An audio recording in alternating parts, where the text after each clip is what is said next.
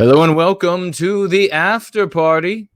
I'm No White Guilt, and that handsome devil on the screen is Jared George. The honors roll call highlights and celebrates those who have conscientiously committed to monthly subscription investments in my work for White Wellbeing. And appearing on the All-Stars portion of the honors roll call today are Roy Danton and Charlie.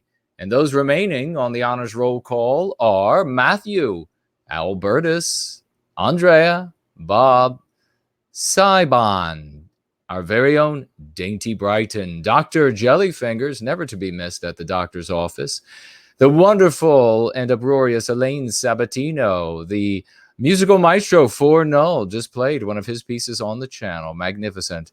Greg, Hamburger Today, in Quipper, Jason S., great name, J.B., Johns G and M, and Normie, Johnny and Johnny J, as well as Kara, Lawrence, and Omar, not to mention Paul, Richard, and Robert, and of course, Ryan and the one and only doing double duty tonight, Spartan Warrior Queen, St. McFreeman, Thomas, and Trent. I appreciate all of your support and most importantly, your sense of moral responsibility to White Wellbeing. As for the Super Chat crown winner of last week, the crown goes to NPC162 for investing a total of 81 kisses to each white baby dollars. Congratulations and awards. Thank you, kind brother. In second place was Quebecois, super chatting $14.88. Congratulations, and thank you to you as well. Super chat on YouTube at 30%, on Entropy at 15%, Ko-fi at 15%, or dig down into the video's description for a familiar alternative at 6%. Jared and I evenly share the super chats with our guests here in the after party, and they, of course, are free to do with that money as they wish. And Annika has let us know that she will be giving her portion to a charity of her choice. I have a quick message before beginning. I am not, and I repeat, I am not going to be attending the self-defense rally in Richmond on Monday. I suspect that there are forces who would like nothing more than to accomplish a few of their anti-white objectives with one action. So I repeat that I will not be attending, or will I be anywhere near Richmond this coming Monday, nor do I have plans to be there at any point in the near future. Nice try, anti-whites in the government. Now, today we are getting tapped into the one and only Annika Skywalker, straight from the Death Star. Annika Skywalker from YouTube, podcasts, and other sorts of fame out there. Annika, a big welcome to you. And would you please introduce yourself to our beloved family? And Jared George will then take us into the conversation. That was an excellent read-in. Well, I mean, there's a few people out there that have seen me resurface on YouTube as of late. My views have not changed, but I think they've solidified more recently. I have a background in tech, so I was a woman in STEM, so I do get some criticism for that, but I think I've more recently been able to change some hearts on that. And then, I mean, I'm who I am. I advocate for all people to kind of feel comfortable in their own skin, and that extends to my own people. So. Well, what a heretic right there. I mean, you just said it right. That's all you have to say in the anti-white West. Mr. George, how are you, sir? Please jump on into the conversation. I'm doing well. Welcome to the late dinner show, everybody. 10:30 here on the East Coast on a Friday night. We're having fun on the after party. Annika, it's great to speak to you. And we're going to talk a little tonight about that trajectory, that journey that you've taken. I know that you've spoken a little bit about your days as, for lack of a better term, a liberal. Just bring us into that a little bit. What were some of your beliefs and worldview? So we'll start there with that frame, and then we'll take it into how you went on this journey. Okay.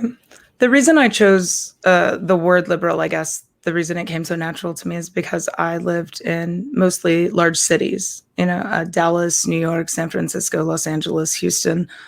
And so it never occurred to me that I would even be a conservative because the people that I was surrounded by were liberals. And my values have always been at my core.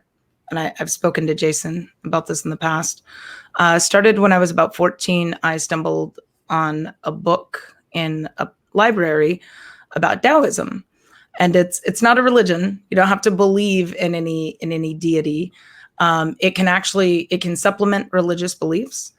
I know someone who's a Catholic and a Buddhist. So, I mean, a lot of the Eastern religions can also kind of piggyback on top of creationism, or it can take the place of a religion, or it could be kind of to fill the void if you're an atheist that used to have a religion and you'd still like to continue on a path with some structure. So there are 27 tenets of Taoism that I followed, and all of those tenets fell in line with liberalism, or what I believe to be liberals, which was like kindness. And please, nobody laugh, but I mean, at least the liberals that I knew were like kindness towards others, kind of accepting, do no harm to other sentient beings, things like that. And those are the liberal values that I had. Now, of course, the Overton window has shifted quite a bit, and we've injected Marxism into the university system, so things have changed quite a bit. Was it a book about Taoism, or was it the Tao Te Ching? Yeah, well, okay, I've read the Tao Te Ching, sorry, and then so I'm trying to think. The 27 tenets, I think it's like 27 principles is what they call it. I'm sure I could search for it online. I don't recall the exact name of the book that I picked up, but the book that I picked up referenced Taoism. And then that's when I kind of started on my journey researching it. It took me a good amount of time before I embraced the tenets as my own, because it's hard, because you have to stop yourself, because our nature is sometimes to be greedy, sometimes to want to get ahead when we're given that opportunity, to want to lash out when you're angry. And so I think putting aside yourself and your own selfish desires for kind of the greater good of the society is something that's very difficult for us, especially today, where people are we have groupthink. One thing that I've been criticized on, I know we're going to get into kind of my politics, is civic nationalism. And in my heart, I'm a civic nationalist. Like, I would love for kumbaya. We all hold hands. We all love each other. We all look beyond what one another look like, the, accents that we have, the height, the weight. But it feels, and in my own opinion, and the people that I've met, it feels like my group is the only group that does that. It feels like, I'm just saying, it feels like when I go out into the world, other people that look like me, that speak like me, that also share those values of civic nationalism. And then you're familiar with Hurricane Harvey. Mm-hmm. Hurricane Harvey was a huge wake-up call for me. Huge way. Like, that was where I said, I had never been in a national disaster. I lived in California, and I had been through some earthquakes, but nothing serious. I mean, like, my television shaked a little. I'd never suffered destruction like that. I'd never suffered panic where people are dying and losing everything, and they turn to their own, and they want to save the lives of those that look like them. All but my group. So you witnessed that firsthand? Firsthand, where people that look like me and sound like me were out there trying to save anyone and everyone that needed help. People that didn't look like me didn't want to offer much. And I'm not saying this is like as a rule, but it felt like, especially the things that were online, that were posted, there were a lot of call to actions to help very specific groups of people. And the majority, now I will give Houston credit, the majority of people didn't think that way. But I was exposed, and I guess maybe this was because I was in my liberal bubble. I was exposed to a lot of people that was their they were using the hurricane to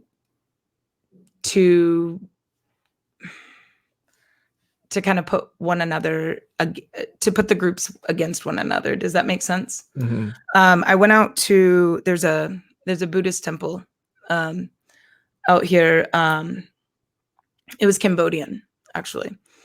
And I went out there, and me and Jacob, my former podcast partner, we drove a truck filled with baby supplies, because they had a lot of families out there, because they actually live in kind of a commune.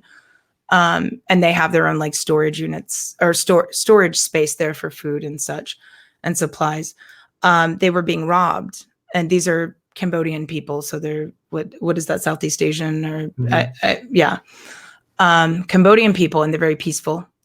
So they're not armed. Well, I think a few were, but the majority of them they're known to be very peaceful. And they were being attacked, and they were about an hour out from where we were. So they were pretty far out from the city. And they were being racially attacked. And the people that went out there to protect them were MAGA hat wearing rodeo men and women. And then an Asian news anchor came up and asked one of the guys in a MAGA hat why he was there. And he said he was out there to protect. And the specific men that I was there with, well, that I had met with there, were former military. So they had medic training.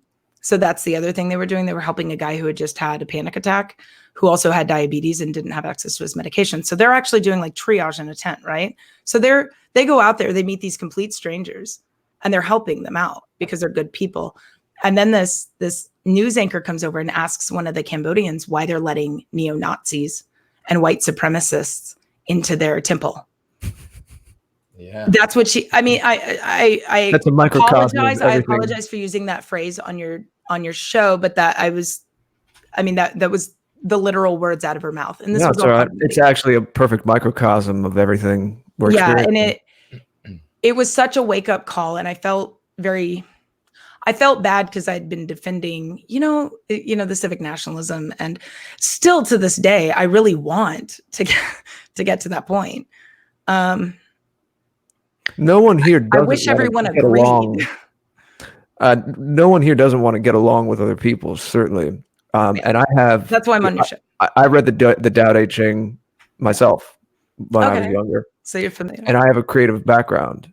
I don't fit the profile if you put my life on paper of what you're told guys like us are. Yes. So I can understand where you're coming from. It's not that, and I don't throw all that away. There's still an aspect of me that's open, but it's all about, I don't think that we get the whole picture. We're not getting a holistic, well-rounded picture, because just like semi-permeable membranes, your cells in your own body, they need to let things in, they need to let things out. There's just like anything, there's openness, but what's the other leg? Boundaries. Our boundaries are being trampled on.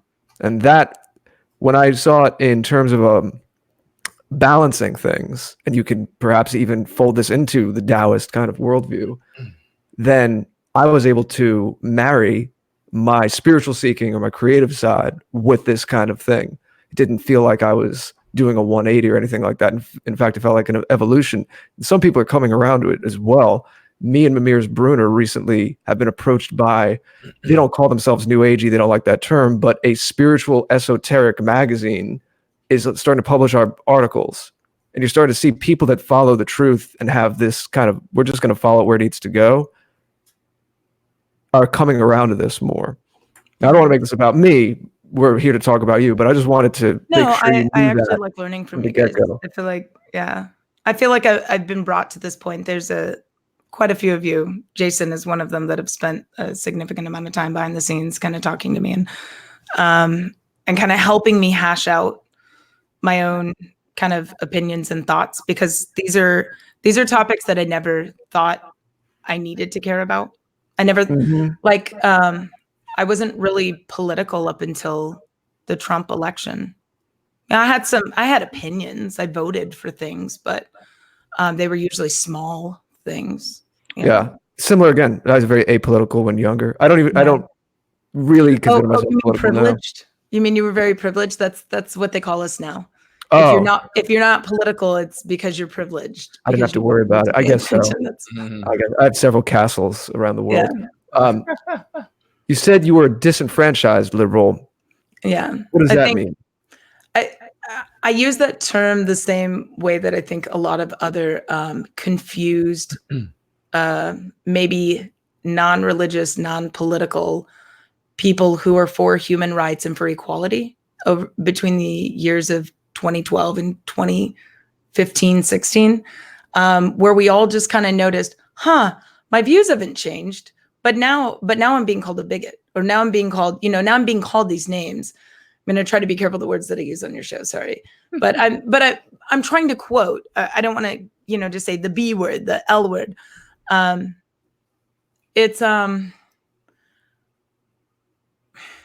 It's frustrating because I find people that I've known for 10, 15 years, I mean, since I was a kid, like a teenager, that we were best friends. And now our relationships are fractured. And I'm the same person I was back then. And I get told, you moved to Texas and you changed. What happened? Things like that. I had celebrated when I purchased my first firearm. I was very happy for the fact that I could now protect myself and my possessions. And I lost a significant number of friends. I got some very, very nasty emails from people that have known me for years, saying some very, very inappropriate things that I cannot repeat on this. For the mere fact of owning a firearm. Oh yeah, and I'm a female. I'm a female with no criminal record, who's non-threatening, who's never ever given anyone any reason to believe that I would do anything wrong. I mean, it's This is the fanatical ostracism of what you see in the cults, and that's essentially what anti-whiteism is. It's a fanatical cult, and as soon as someone begins to inch away from it, as soon as someone begins to question the ideology of anti-whiteism, then they begin to they're the victims then of all of the anti-white slurs that they reserve for the worst of those out there who deserve the worst anti-white slurs. That's how they keep people really in check. So as soon as you begin to move away, as soon as you begin to question, all you have to do, I've spoken with so many folks who have been anti-white in these anti-white spheres, and the moment that they begin moving away from it, even ever so slightly, they get the exact same anti-white slurs that are reserved for those of us who have been serving white well-being for the totality, really ultimately, of our lives. And so they were really trying by that method to keep you in line, to keep you thinking their thoughts, because if you begin to just meander ever so little, and this is what happened to you, obviously, Annika, you meander ever so little off of this faith-bound path, because it's all of anti-whiteism, this anti-white narrative that we live by. It's all a faith that easily is a house of cards, easily falls down as soon as we begin examining it and in the light of day, and apply the data actually to what we see in the world.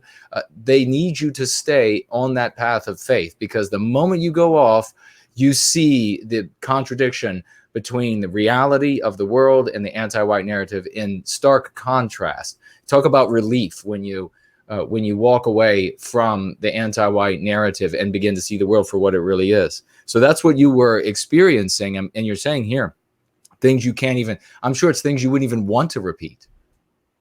Jason, you said that I strayed from the path. The path continues to change. It's like every week I wake up and the GPS is a new destination. That's the problem, is that I'm on the same path. They're rebuilding roads and saying, no, this is where we're going. I'm like, but this is where we were going. Remember, we got to our destination. We won that. We got that. People are happy. People are celebrating. People have equality. People have the freedoms that we promised them.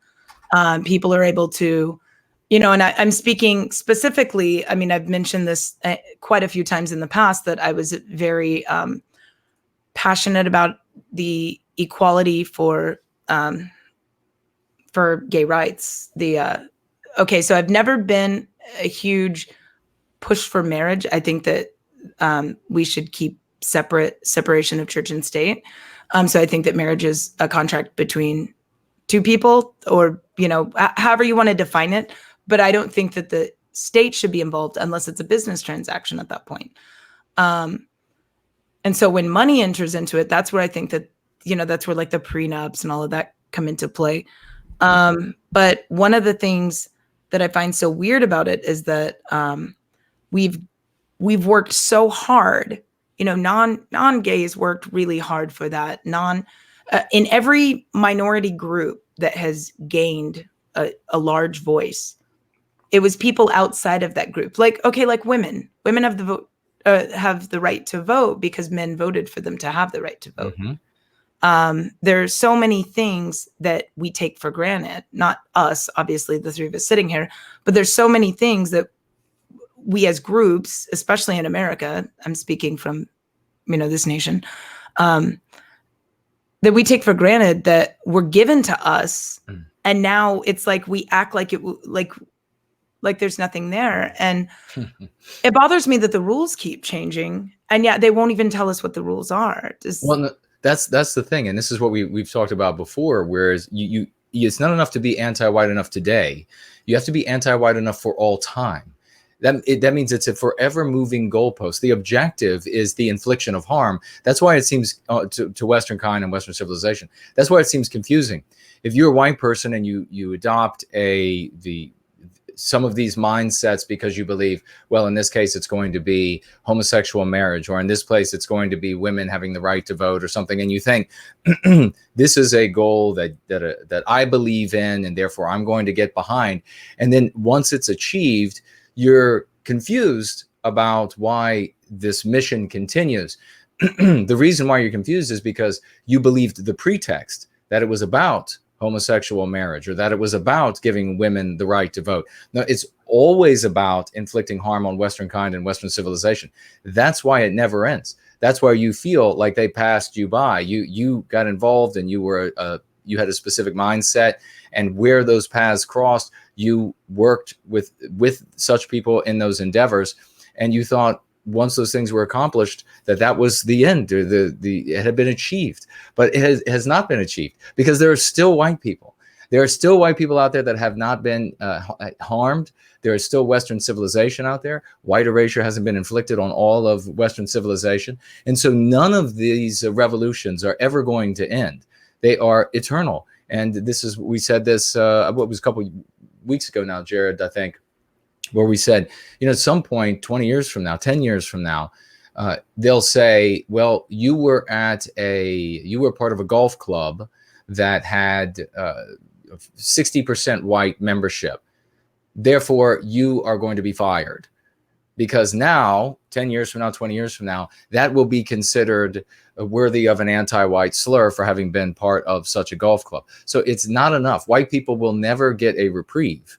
And that's why I'm so delighted that more and more whites are coming over from the anti-white point of view. And I'm sure you probably witnessed folks being ostracized and folks being demonized because they deviated ever so little from this doctrine that they hold as some sort of ideological, or I guess religious faith handed down from Mount Everest or something, Mount Olympus. Yeah. I know that you keep, speaking about the anti-whiteness and such, but because I've lived in such large cities, I've noticed this about all groups, and up until recently didn't notice this about whites. I wasn't paying attention to it as much. And by recent, I mean, up until, like I said, around the Trump election, when I started actually paying attention to politics. The climate change stuff with the scientists was really what really got under my skin. I think that was like a really big one for me. I don't want to have that conversation here, and that'll break your conspiracy rule. But hold on just a second. I remember kind of where I was going with that. Okay, so different groups I've noticed feel the same way that you do, and so when I speak to other people that are in these marginalized groups, they can understand it from their perspective. But when you say this about white people or European Americans, you say something like that, Scandinavians. If you just say it like that, you don't even have to say white. You just say Europeans or Anglo-Saxons. And all of a sudden it's like at that point they don't see it anymore. But you can name any other group and they do. So due to the narrative, yeah. I'm glad Jason said what we just said, because it kind of mixes in. I mean, depending on how you look at it, of course, you're correct in that you feel like you've always been the same, and that the destination has changed, as you put it. On the other hand, so we know the Overton window keeps shifting, but on the other hand, it's the underlying current, as Jason was explaining, that's still rushing towards its goal that it keeps trying to achieve. So even though the Overton window has shifted, there's still, for the hardcore people that get, whether consciously or unconsciously, the bigger thrust, the deeper current that Jason was describing of the anti-whiteism and the attacks on Western civilization. This is a fascinating topic that's come up with a lot of people. It seems to be one of those recurring themes on this show. It's really something I can relate to as well. I'd really like to hear your thoughts about the opportunity costs of a lot of people, especially young people in cities going into the arts or journalism or other kinds of communications professions, maybe even in the sciences to some degree, who don't realize that there's something outside of that progressive anti-white milieu. And sometimes these social behaviors are enforced very subtly. But I want to hear, first of all, you've said, and like me, I didn't realize it at the time, but now that I look back, there was something different in me. I was wired a little bit differently, and maybe they could just smell it on you. You know, they know that your compass is pointed in a bit of a different direction, even though you're there and you're living in a city and you're in this group of people. So can you give me, sorry, that last little thing you were saying, can you give me a little bit of an example? What do you mean by that they smell it on you? What precisely? You mean that you're like a weakness, that you're empathetic? I'll give you an example. Okay. Survive the Jive was on in June. Lana said the same thing when Lana and Henrik were on in November. I've related my own stories about this, but any one of them can tell you, like Survive the Jive, when he was in his younger 20s, he was in London and he was trying to break into, he was doing some music journalism, and I think he was also in some tech endeavors. So he's there, he's in London. He's doing creative things that young, intelligent, creative people do. And he's out in the scene. He's meeting people professionally. He's going to the bars after work and making connections.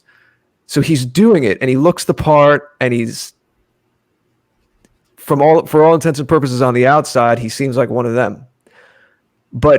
And he's obviously a talented guy, and in an alternate universe, he could be a BBC presenter telling us about Anglo-Saxon history. Wouldn't we love to see that day, right? Mm-hmm. But he just knew. He couldn't articulate it back then. Now that he can look back and he has some years between now and then, he could tell that he just wasn't on board.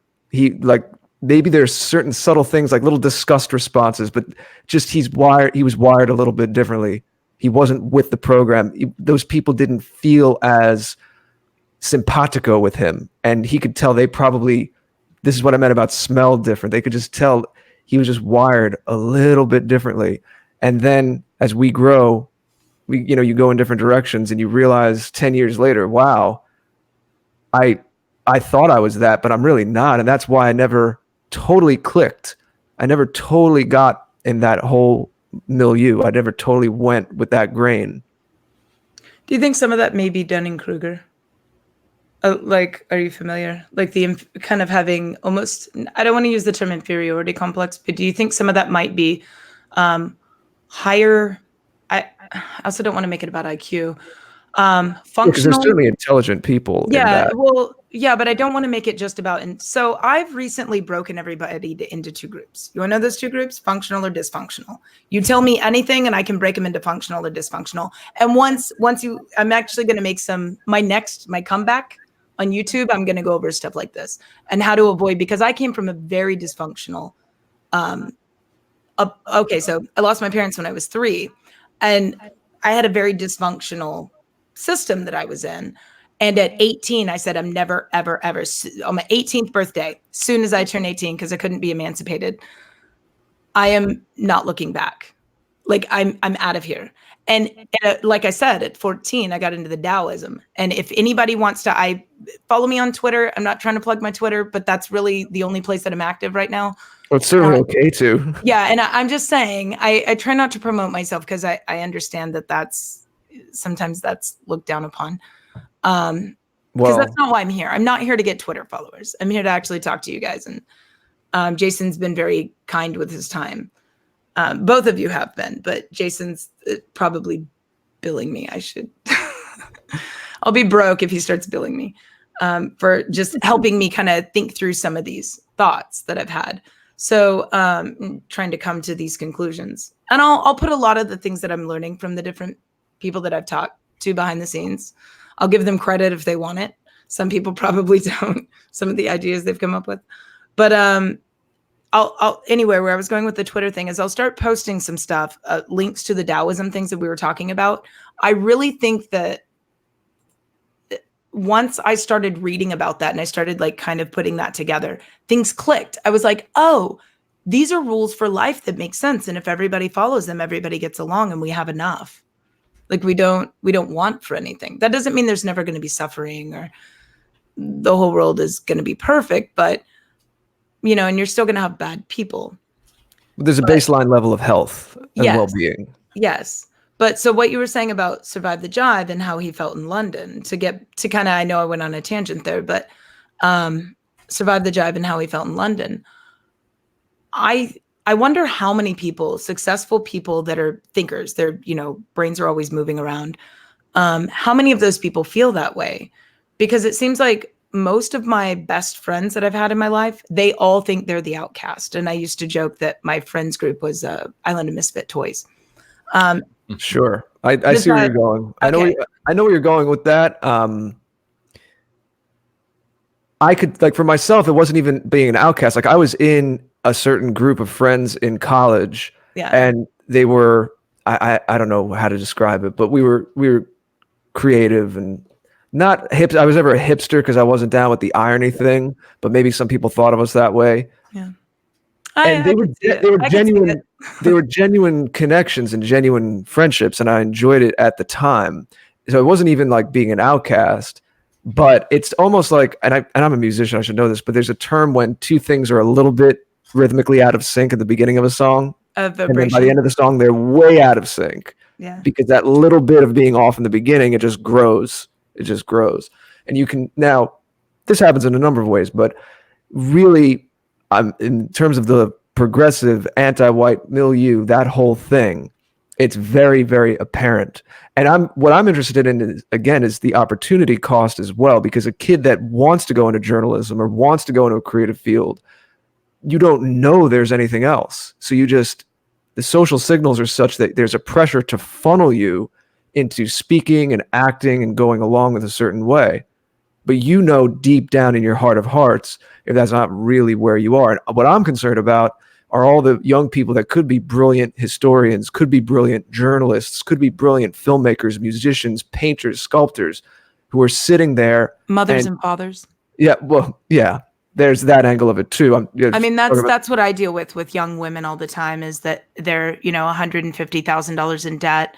They're looking down, the barrel of a career that they don't want, that everybody told them, everyone pats you on the back as you're walking across the stage, and then you're stuck with the debt. You're a woman in STEM, your ovaries are itching and you just want to get married and have kids.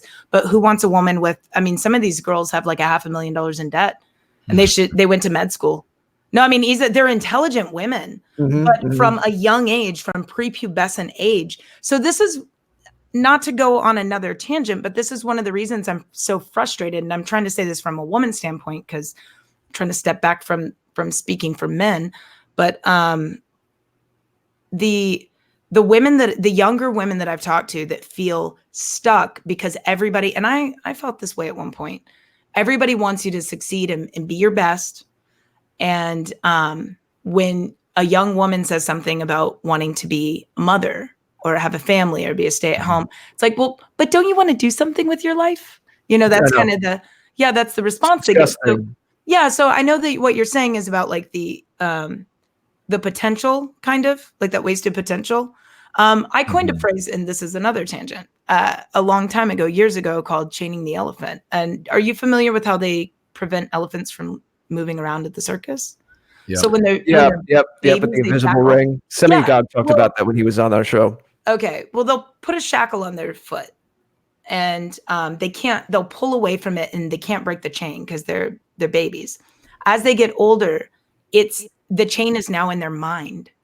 So they'll move as soon as they feel the chain tug. They won't pull. They could just keep walking and break the chain, but they can't because they've been controlled. And I think that's one of the things you two are trying to cure in people. Correct. I know that you're focusing on our group because our group gets neglected. But it's that telling you that because you're a certain way, or because you're not a certain way, or because something that's completely outside of your control, that you're unable to attain this. And I think, like what you were saying with were you kind of getting at like the wasted potential because people don't even realize? Somewhat, and I'm concerned about people's psychological health. I'm I concerned agree about as well. I had to figure this out and Yeah. find this path to do what I'm doing up here. Yeah. I'm concerned about guys who are built like me, who are sitting in their basements contemplating suicide because Yeah. they're built to be doing creative intellectual work. They could be another Survive the Jive. They don't even know this exists. Yeah. And in a very subtle way, again, it could be unconscious. You just know it's like you don't really fit in. Like, oh, to be in a rock band, I guess I have to be a drug addict and be a degenerate with women. No, you don't. No, you don't. Yeah. It doesn't mean you could be a creative person and not be like that. I have a funny, I don't want to say it on the air. I'll talk to Jason about it, but it'll be an interesting one. You can weave it into your stories in the future and pretend that it's somebody else. But I know I've known other people that have been in maybe not music, but other industries similar, because I lived in Hollywood, where they're really, really good at their job. But the environment that they're in requires them almost. Like myself, the number of times, and I carry in the real world, I carry myself very professionally, and I always have from a very young age. I do not give people the impression that I am the kind of girl that would do illicit drugs in a bathroom with a stranger. That's not the vibe I give. Yet the number of times that I've been like in Los Angeles, not even in so when I tell the stories, you'd think, oh, what kind of place was she hanging out in? We're talking like restaurants, but it would be past 10 o'clock. They serve alcohol. It'd usually be like a restaurant bar. The number of times that I've seen girls doing illicit drugs in a bathroom or offering a complete stranger, it's like complimenting them on their shoes. Hey, would you like a bump? And you're like, it's just so crazy to me that that's like normal. And then you get invited. So if you work on projects, because I worked on a lot of Hollywood projects, you get invited to parties and just the things that what's normal in their life. So what ends up happening is you become that person who never wants to go. You're always tired. You always have something to do in the morning. And then even it never affected my work performance because I think that spoke for itself. But you do notice that like you don't have friends because you don't hang out with the people that even if not everybody is participating in that behavior, like maybe it's only 1%. Everybody else is completely complacent to it. That's the thing. And if I'm the one who's like, oh my God, you're not going to believe what I just saw in the bathroom. And everyone else there just knows that that's what happens. You're not going to get invited. Right. And you're not going to be in that social milieu, and you could be great at what you do, but there's still a limit to not being in the inner circle of that social clique. Any kind of industry, any subculture works like that. What you're saying, though, is the essence of my question, Annika, is because you were the type of person that didn't go do that in the bathroom, your instinct was such that, or your moral fiber was such, whatever you want to call it. Fear. Fear. No, really. I'm serious. I was living half a paycheck to paycheck for enough years in my early 20s that I knew if I messed anything up, I was on the streets. And I knew that being on the streets, looking the way I did at that time, I was going to be a victim of something horrible. And I didn't have a good network of friends and family. I was new to Los Angeles, and I was just terrified of being a victim. Quite honestly, I didn't want to be sleeping in a park and have something horrible happen to me. So for me, it really was, if I mess up, I know my luck it's going to come back 10 times. I'm going to be doing something stupid. That awareness, though, that amygdala response, that fear's not always a bad thing. Yeah. Like when we talk about, quite honestly, it wasn't even there was the ethical thing, but more than anything, it was that I can't afford to do this. I can't afford to do this. But that's still, that calculation is still it's still a personality thing. And just what I'm getting at is, do you feel like this whole journey for you has been, because I feel like it has been for me, and this is what I meant with Survive the Jive, it's really uncovering what you were all along. And you just didn't know it, because like water to a fish, most of where you go in the kinds of industries and subcultures that we're discussing currently, it's the progressive anti-white milieu. Yeah. For me, it wasn't, I've always been very self-assured, from teenager to now. I've been pretty self-assured of my values and who I was. And I never felt pressured. Like, Jason and I have talked about this, like in dating and such. I was the one that if I felt pressured, I just walked away. I'm not afraid to walk out and leave a guy with a bar tab if he grabs me inappropriately. No, I'm serious. If I'm being assaulted in a bar, I'm fortunate that that's not happened. So I'm not saying this is not my history. I'm just saying that that's where I was mentally, that I'm not going to be pressured to do something that I don't feel comfortable doing. Same. Not many people are not built like that. Well, I'm also 5'11", so that helps. When you're $1.50 and you're almost 6 feet tall, it doesn't hurt to be a little bit, I guess, assertive would be the term. So anyway, to go back, for me, it was the fear. And then I've always known I was like this. The problem I had, I always thought there was something wrong with me. Like when I was younger and girls were, boy crazy and doing, you have roommates that have a new guy drinking your milk out of your milk carton, going through your CDs on the wall every weekend. There's like a new guy in your apartment and you're like, hi, do I know you? Can you put on some clothes? And I explained to friends around me that I can't afford to make those kinds of mistakes. And it always was really weird to me. I talked to Stefan Molyneux on our show I think about a week ago, and I was telling him that for a woman to give her body to a man that she doesn't know, that to me, that's like handing, I didn't use this analogy with him, or a metaphor. It's like handing, I guess it'd be an analogy, sorry. It's like handing my handbag to a complete stranger and saying, hey, can you watch this for 20 minutes? I'm going to go, oh, here's my checkbook. I filled out all the signatures. Just, you want to hang on to that for a while? But it's your body. It's the only thing. It's the only thing you're born with, the only thing you get to take with you. Well, except for after you die. But it's your body, and you're giving it to a complete It's the most essential thing. Yes. Yeah. You're giving it to a stranger. I don't understand it. And that's not even an ethical thing. I'm also a germaphobe. So maybe there's something with that. But I always thought there was something wrong with me. And that's where I'm getting with this whole little last bit of the story is I thought not that I was broken, but I thought maybe I felt abandoned or neglected, because that's what other girls would tell me. Maybe I don't trust men. And then I was like, no, actually, I'm not going to say the word, but I'm just not like them. Yeah. The ethics, it's funny where the ethics and the biology, where does one end and the other begin? Because I'm still on this idea of those girls that were like that.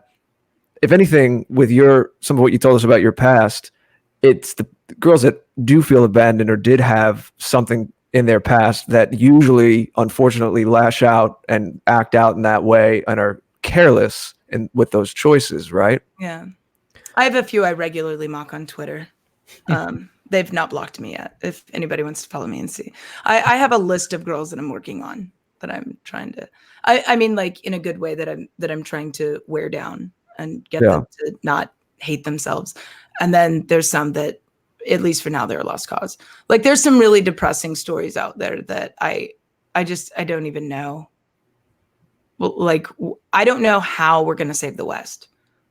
I mean, I want to. I know there's enough people. Well, we can start talking about that. Yeah. I was telling Jason, I really think a lot of it stems from how we view sex and how we treat sex in a society. I really genuinely, because I told them that sex is one of the few things you can't live without. As species can't live without, I mean. You know, we also need comfort and such if you go into Maslow's hierarchy needs. But I mean, like as a species, we have to have food, water, and sex in order to survive. Shelter, clothing, you know, refuge, whatever, or refuse, trash. So, I really think, I mean, you can fight me on that if you don't agree, but I really think how society views their sexuality, hedonism. I think once you decide one way or the other on how you view sex and the sanctity of intercourse and relationships, I think that right there is going to determine your success as a society. I would say that positive, negative charges, everything's based on polarities. Everything's based on polarities. Yeah. So the subject of sex is absolutely essential. Yeah. And we know you've talked about that chemistry. Before. I mean, it's not just electricity. It's also. Yeah. Everything. Everything comes into creation because of two complementary poles and the interplay between them.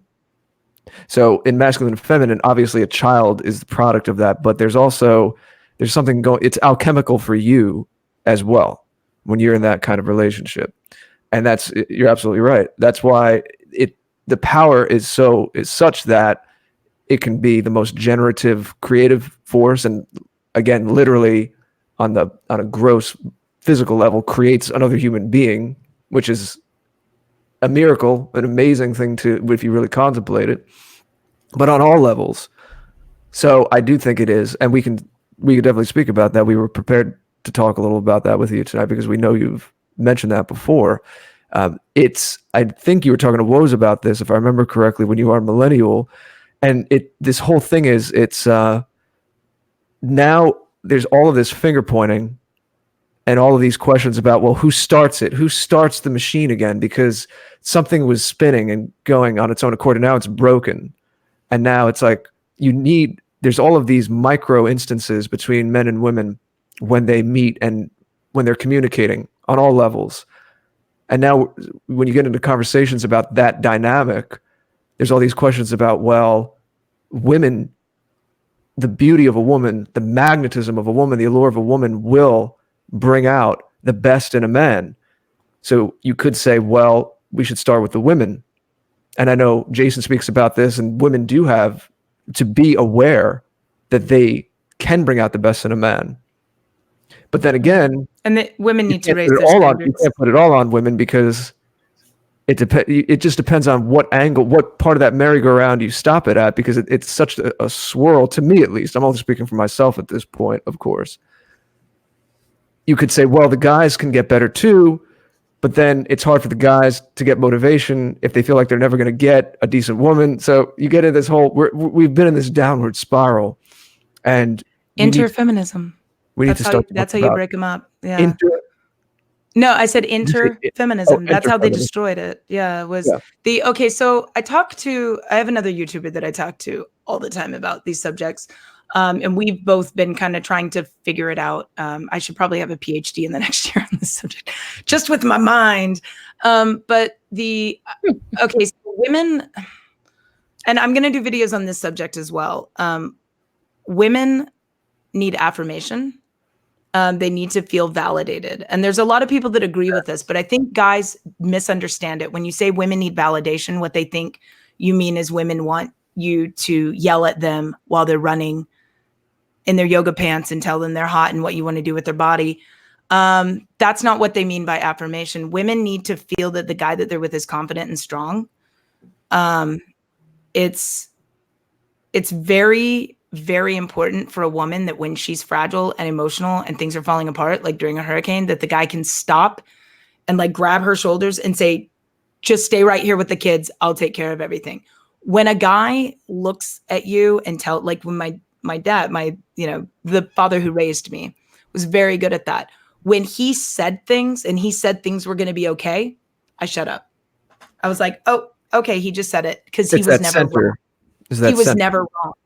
Things were always okay. That doesn't mean people don't die. It doesn't mean what he meant was things are as under control as they can possibly be.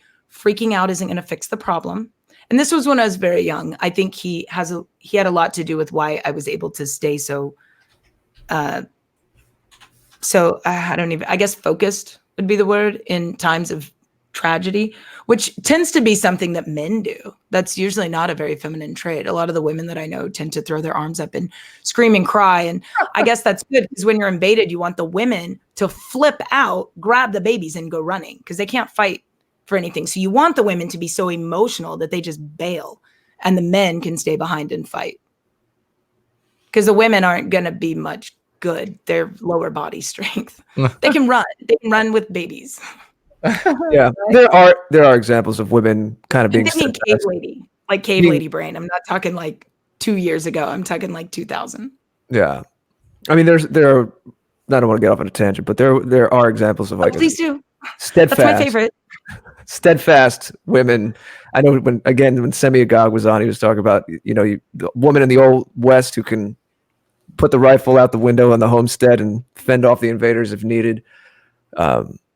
Some of it is a byproduct. All of us have been a victim of modernity, and our threshold for being able to deal with stress is much, much lower than the robust threshold of our ancestors in other times.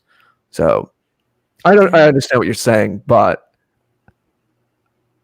I don't know if it's always this, I don't want to go with that stereotype of just the woman always freaking out. There are times I've seen women had to be the rock. Yeah. Maybe there was a tragedy and the man wasn't around. We're not talking about, single mothers that just leave their husbands because they feel like it. We're talking about people that went through tragedies and had to step up, and it's happened. Yeah. Okay, so how we're going to save the West? That was the conversation. Well, yeah, let's figure out on this stream tonight how. Okay, let me get my notepad. So that we can start a Google Doc. We're going to do a whiteboard presentation on that, and then everyone will know how to save the West after this. We'll go out and do it. Okay. Yeah, we'll have a road show. Well, do you want some answers? Well, I mean, I know. Okay, so mentorship is the number one thing. That's actually what I'm most known for. Everyone thinks I'm known for robots. And like everyone just assumes, oh, she's that robotics girl. I was actually, the reason I made it on like the Google Plus, the women in STEM list, which was only 140 women out of millions. So that was a very prestigious list to be on, was the mentorship stuff. I was a woman in STEM, but it was the fact that I had set up so many programs. And then the company that I started was K through 12 engineering curriculum. And a lot of that was after school programs as well that I incorporated into what I was doing. Yeah. And it was all mentorship. Your instinct, and I think humans need to mentor one another. Sorry. I'll just say this briefly, and then Jason, I think you might have some things to say, but yeah. I think your instinct is right on there. And I'm glad that you said that, because family is huge. We know that family is the foundation, but then you might say, well, families are broken. So where do you start? If you don't come from a solid family, you're going to have some kind of social cohesion and glue that I know people talk about shaming. Yeah, maybe shaming works sometimes, but I want to focus more on more kind of subtle, positive influences and rising to the occasion. So I come from a good family. I'm very fortunate in that sense. I was never shamed by my parents, but just the mere fact of them being who they are and just growing up in that environment, it kind of sculpted what I am, I'm sure naturally too. We could get in the whole, you get personality biologically. There's that whole thing as well. But I try to take that and put that out into what we're doing now, into what Jason and I do.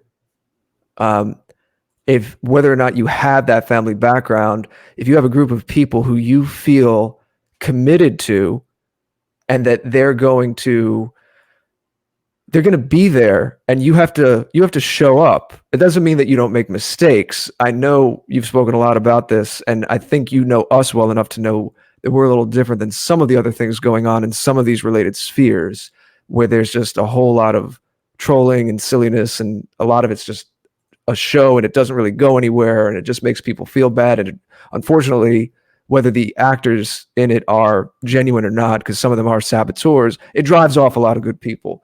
Obviously, we don't want anything of the sort.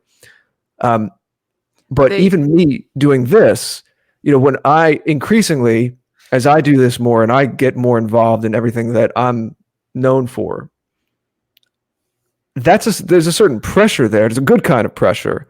If I do something, it better be good. And if I interact with someone, even privately on an email, I'm not saying that I wouldn't be this way anyway.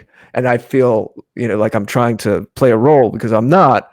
But there is that little bit extra oomph push of, I want to carry myself well. I want to speak respectfully to the person. I want to do work on a high level. And all of us here in this community, that's the kind of thing that's going on. So again, people talk about shaming, and that's a separate conversation. You could say maybe there's a time and a place for a little bit of shaming, but you can't really call it shaming. It's just that there's a social expectation because there's a community of shared values and shared standards. So when you were talking about mentoring, family, the common denominator is we all need to kind of rev each other's engines a little bit. Okay. So one thing, so on our Discord, I've spoken to a number of, they identify as incels, so not using it as a pejorative, just to clarify that for the chat. FA, which is forever alone. Some of them, I guess, TFL, which is true forced loneliness. There's different guys that kind of identified, and they have their own little definition, and there's nuance within the different ones. Some of them have different backgrounds than others. But one of the things that I think a lot of them have in common is, if I were to say that there's like one thing they all have in common, it's that even if you were to give them if you were to bring in a huge truck of like the best tools in the industry, all cutting edge, say $1 million worth of machinery, you were to say, and all of this beautiful wood and all the perfect stuff, and you were to say, now go build that house. I'm giving you everything you need. I'm giving you everything you need. Go build that house. And that's one of the problems. Now, I've never used this analogy with them before. But what I'm observing from them is that a lot of them, it's not just that they don't have these things that they need to fix their problems. They don't even know how to use these tools. So if you were to throw a pretty girl who thought they were cute in front of them, say, this girl really likes you, she has a crush on you. I'm not saying they're all a bunch of bumbling idiots and they don't know how to talk to girls. Some of them do. There's different reasons why they're in the position they're in. If you were to give them a gym membership and give them rock hard abs, because some of them, weight's a big issue. If you were to give them, perfect, say they were all 9.5 bodies and they were all 6'3". If you were to give them all of this, they still wouldn't know how to use the things that they have because it's all in here. That's the one thing that they're lacking. And that's the key. And that's the thing that frustrates me, because this is the easiest thing to solve, I would think, with humans. If you get enough humans on YouTube that actually care about one another and they're all trying to build one another up, and they're trying to say, hey, look, I tried this thing 10 times and I failed every time. And then I tried it this other time and it worked. Might work for you. But then what ends up happening is the saboteurs, like what you mentioned. You get someone in a group, like you two, that are actually making people not want to kill themselves. You're making people feel confident about themselves. And you're making people say, maybe there are people who agree with me who aren't in this other camp of other people that have these other views, because one of the reasons I've not spoken on this subject is because you're the first two that I ran across. And that's why I mentioned you a millennial. I was like, oh my gosh, have you seen these guys? They're unlike anyone else. Because I couldn't align with the AR on a lot of things, but I knew what I wanted to accomplish. And that's what you two are trying to accomplish. It's giving us and our group the same thing that we've been trying to help everybody have. Like, we want everybody to succeed and everyone to feel good in their skin. but we want to feel good in our skin too. And you guys are the first ones. And I loved, you had a really long list of rules before I came on, and I really liked that. I appreciated that you have standards and that you're not just going to let trolls take over, and because that's how you're going to continue to get your message out there. So I think that in all of these communities, and to bring it back to like the incels, because they are kind of the lowest men in our society, that, I mean, by the standards that were given, a lot of them have no experience with relationships, and many of them are like late 20s. Most of them are younger, but at least from what I gather.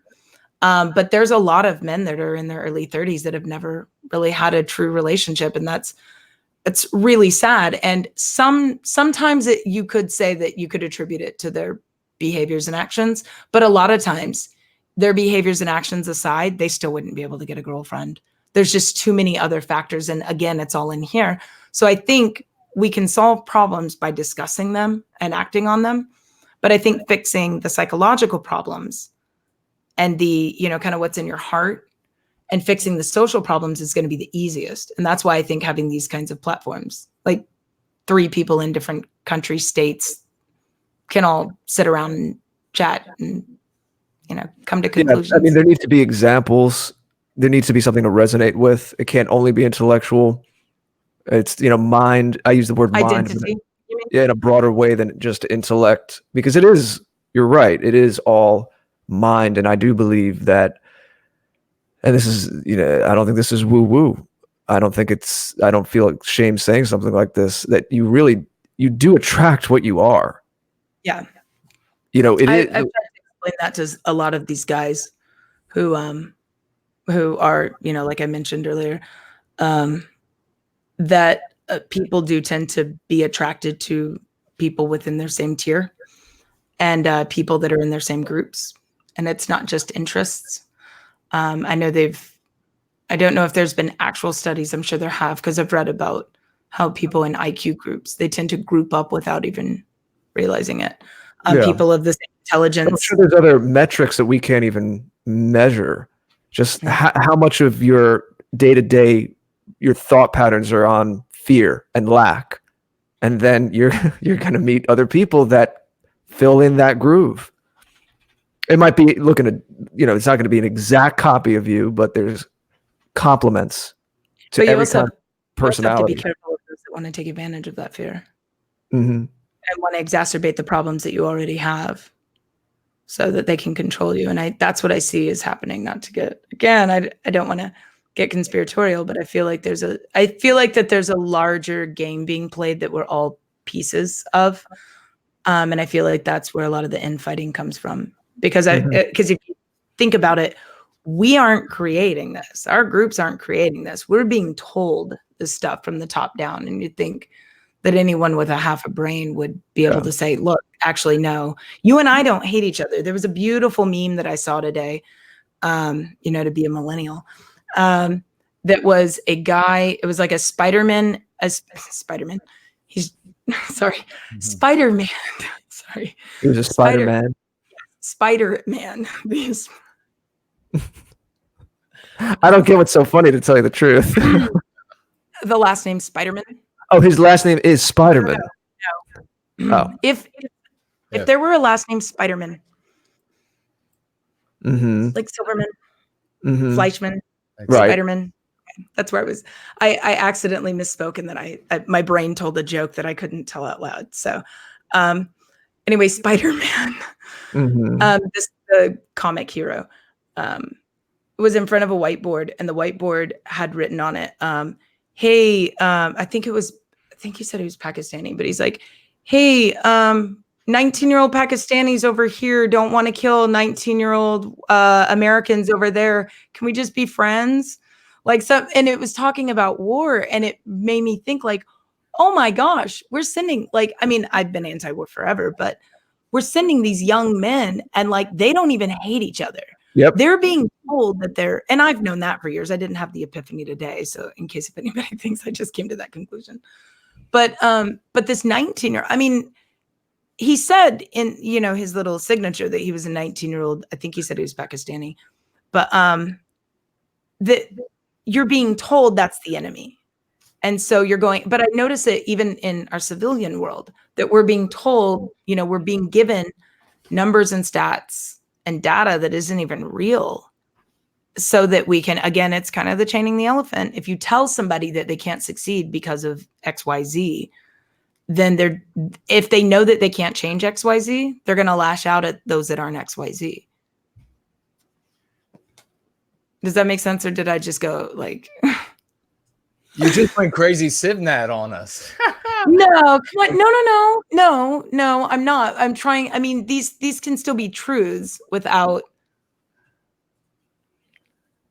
Like I said, in my heart, I still am. I'm holding on to my last vestiges. Come on. No, you're perfectly welcome to do that. Yes, indeed. I don't know that. I would definitely say that position is leaning a little bit toward Alex Jonesian. And really? There's some folks, somebody up there that's just making the races fight. And I didn't say race. If we would just race. The peoples. Are you talking about maybe economic classes? Well, it is with gender. I notice it a lot. It's a lot of infighting between men and women are designed to be one another's helpers. Yes, absolutely. So our natural from the womb should be to partner up. Here's how I'll say it very, very quickly. You could draw lines of differences between anyone on any vertices, between me and you as a man and a woman, between different cultures, different races, right? There are points of overlap and there are points of difference. And those points of difference, yes, can be manipulated. But at the same time, if we're told that they're not there, that is a fallacy. And when you lie to a society, there are consequences. There are always consequences to lying. And let me clarify, because that's not where I was going. No, it's fun. It's not, because from a certain perspective, I can understand the gist of where you're going. I'm not throwing it out. I'm all about just clarifying again what the boundaries are. Yeah, that's the important thing. All this gets confused. We shouldn't deny the differences. That's not where I was going. Where I was going with that is when you blame all the people wearing a blue t-shirt for everything that's happened to the people wearing the red t-shirt, and then the people in the red t-shirts are mad. Well, I guess you'd have to go beyond a t-shirt, say red hair color, right, and blue hair color, because it's something that they can't change. We're in this little analogy here that I'm making up as I go.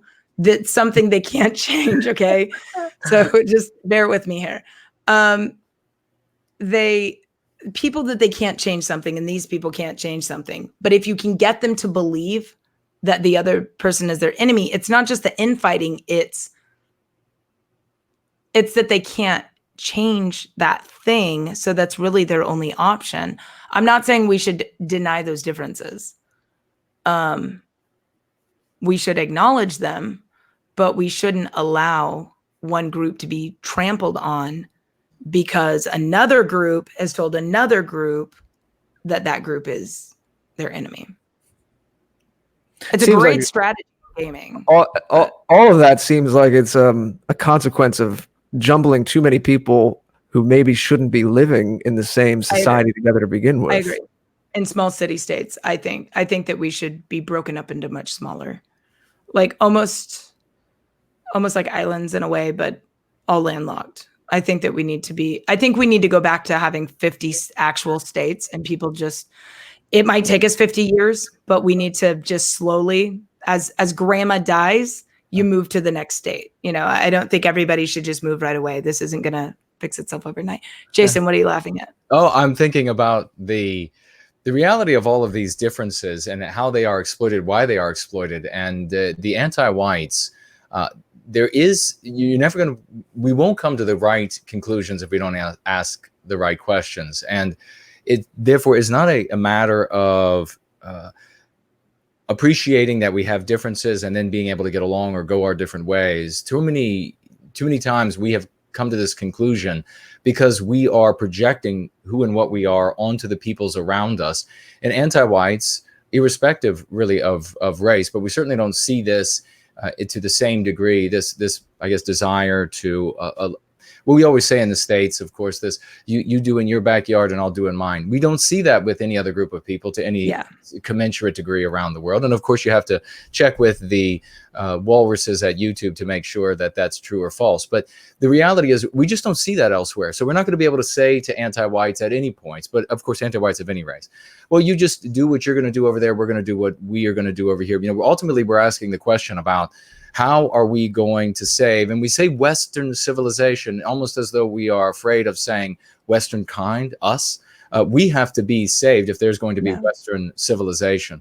And for us to be saved, we have to address the psychological infections. We have to address the psychological warfare that's being waged against us. That's why things like religion don't save us. That's why things like nationalism doesn't save us, because these weaknesses are psychologically based and they are psychological warfare, which then manipulate us on the basis of differences which are infinite.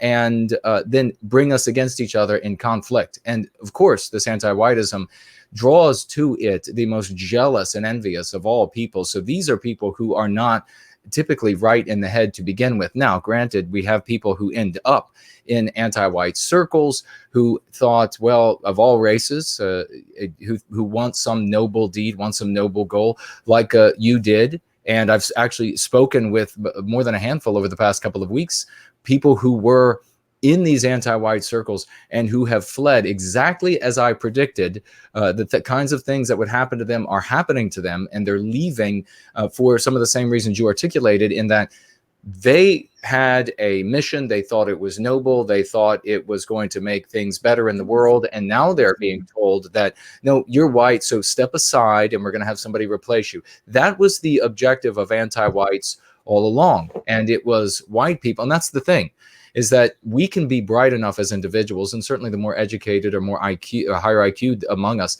are able to see further across the road, further down the road. And we can say, well, why would they support a position today that down the road is going to harm them in the future? That's not how humanity works. That's not how the basic individual works.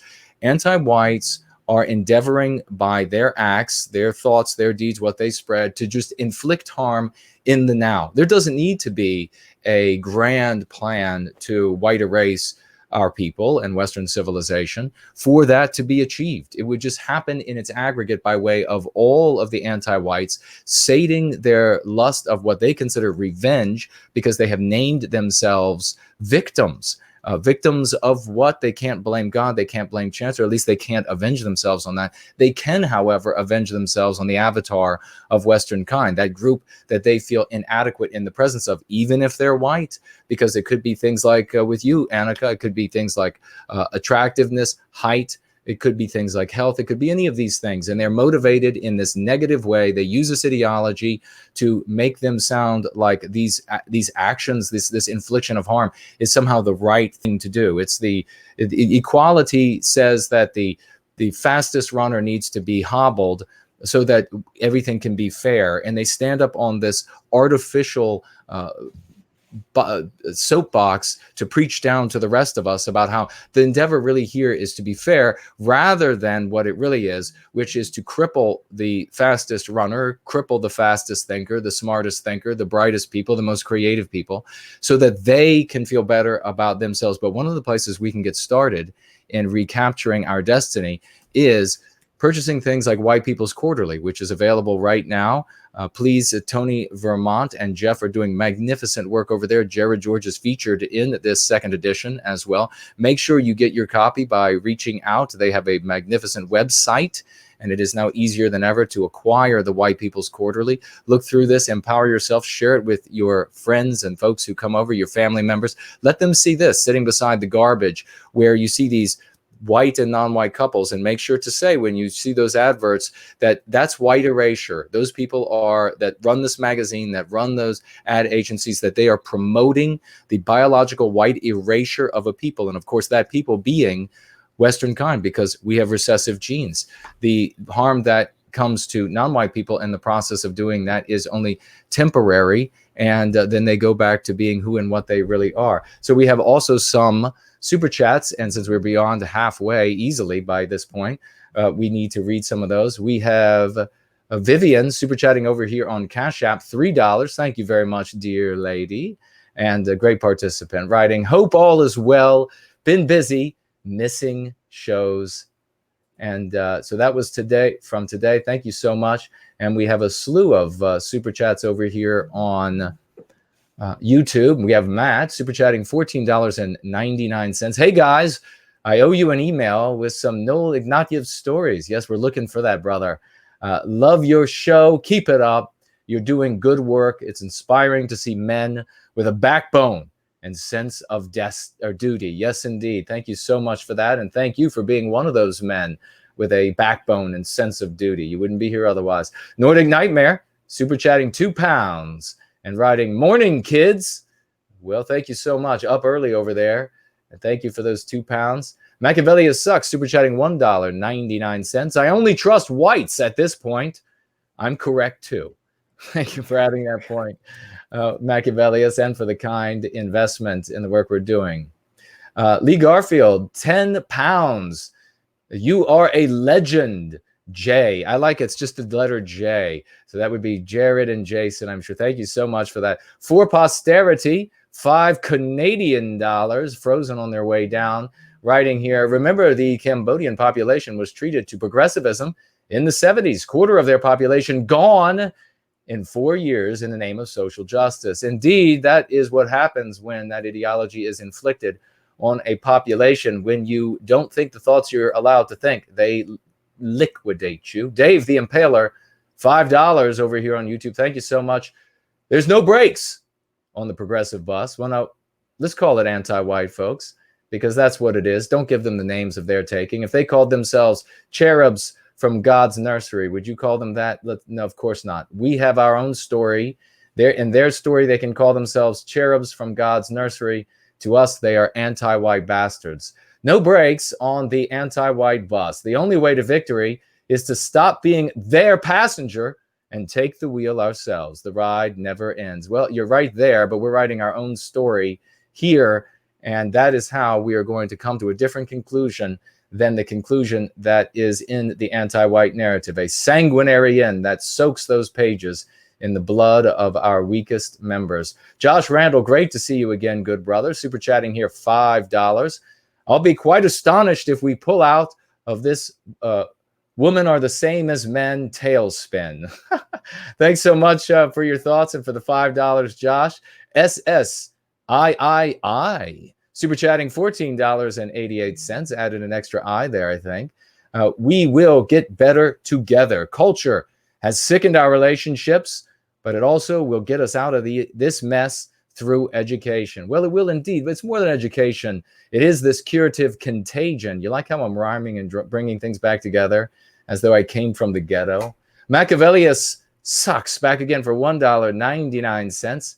Writing simply, I would ask her out. I think there were some other super chats. I'm sure it's not the first time that Annika has had such offers while she's been on shows. JK160 super chatting $2 over here on YouTube, writing, thanks for the Friday night show. Yes, indeed. We aim to support our potential guests. And in this case, this was Annika's best opportunity to get on the air and be at her best. So we wanted to make sure that that happened for her. Angharad Celtic says, I subscribe to that. Not sure exactly what it was, but we appreciate whatever it is that you're supporting. Summer, I won't read the rest of that. You're the best. No white guilt. Thank you so much. But if you had a name that was a little easier to read on air, I would be happy to read it. Carpal Mel, $2 Canadian also coming down from the Great to See You and the lion that you helped to raise. I ordered your book yesterday. Go free. Indeed, go free. And thank you so much for that testimony. Let us know as you become empowered and you share some of the lexicon and dialectics on those around you, how they end up taking those things. We have so many wonderful testimonies coming in daily now, and I'm so excited about that. Mike Anderson, great expression, brother. I'm smiling here. Don't know what it was, but I'm glad we had you smiling. We have a few other places that I can check out for super chats before I stop talking and run out of wind. And one of those places, of course, is going to be over on Entropy, where We had Ohesian Outlaws super chatting $25. Thank you very much, good friend. A grand new participant in the cause for white well-being, Annika. He's making quite a splash here with $25 and writing, excited to be part of the great movement for white well-being. Proud of you all. Well, we are most proud of you and excited to be with you. And we have Roy Danton here. Everyone, if you could, whenever I mention that name, you might as well go ahead and start clicking on those wild and raucous emojis of the seizure type so that we can celebrate Roy Danton super chatting here $100 over here on Entropy. Thank you, dear friend. And writing here, I've only recently discovered your channel during your amazing New Year's Eve live stream, but really like your content, and what a perfect timing to celebrate tonight after a very stressful week. Well, I figured out what Roy must have been talking about, and that would be you, dear Annika. So thank you so very much for that, Roy. A great friend, participant in the community for white well-being, and we always aim to lift his spirit as he always lifts ours. If there are any more super chats, I'll be sure to get them before the end, but I will pass it back to the two of you so we can begin to round out the conversation. And Annika, specifically to you, because I'm sure you had some thoughts as I was running through the ones I shared moments ago. No, one thing I would like to clarify, I'm perfectly fine. In fact, I appreciate people, I don't want to say criticizing, but not agreeing, especially with women, because I know that one of the issues that some women have is that people don't want to argue with them. But well, why is that? No, come on, because you don't want to argue, but it's because I don't know. I have no idea. No, so this is the thing. So what ends up happening is you do get, I think, one of you kind of sort of touched on this a little bit earlier, but to complete the thought that you gave me earlier was something about people not liking you. It was actually you earlier, Jason, when you were talking about the about people not liking you because you're smarter, because you're better looking, or things like that. You're more successful, whatever. That's kind of the point you were trying to make. I guess the dysfunctional people not liking the functional people, so trying to sabotage them. And there's a line from a song that I listened to years ago when I was a teenager. It's one of the favorite lines from any song, just because it stuck with me. It's God help you if you're an ugly girl. Of course, too pretty is also your doom, because everyone harbors a secret hatred for the prettiest girl in the room. And it's specifically speaking about that subject, but I mean, you can kind of extend that out to education level, skill. Maybe you're the best musician, and people don't like you, and they're going to try to sabotage you. They're going to say things behind your back. They're going to try to get other people that respect you not to respect you. There's going to be a lot of things around you that are happening, and people are going to have opinions of you that you don't know where those opinions came from. And you're going to find out that this person who doesn't like you. So it's funny because, yeah, like I was just saying, there's guys that'll just agree with everything you say, but then there's the other ones who come in and just want to sabotage you because they think that, because they just assume you get everywhere you've been based solely on looks or status or money. They don't realize that you've actually worked hard to get there. Right. All of that comes from projection either way. Definitely. Yes. If you're really secure in who you are, then you just want to sculpt through the truth and the balance, the equilibrium, the harmony, the beauty of whatever given circumstance you're in. So I know that if I challenge you, I'm not doing it because I'm trying to strategize, or I'm trying to act dominant. I'm just trying to sculpt the truth, something that is bigger than all three of us here. That's the approach I always take. There's something that transcends any situation, or especially in a romantic relationship. The relationship itself is that's more what than, I was about to say. Is more than the sum of its parts. And that's what women want. And if you have two people that are committed to that and they're looking to that higher point together, there's still going to be the ebbs and flows of, maybe you're a little hungry and you said something, you were a little irritable and something came out the wrong way. No one's expecting perfect. Nothing's perfect. But if you have two people who their baseline is looking at that sum of the relationship being greater than the sum of its parts, then you are really in love. Think about that term as you are in the space of love. You are surrounded by this force field of love, and those ebbs and flows of emotions and challenging circumstances won't be nearly anything enough to break that.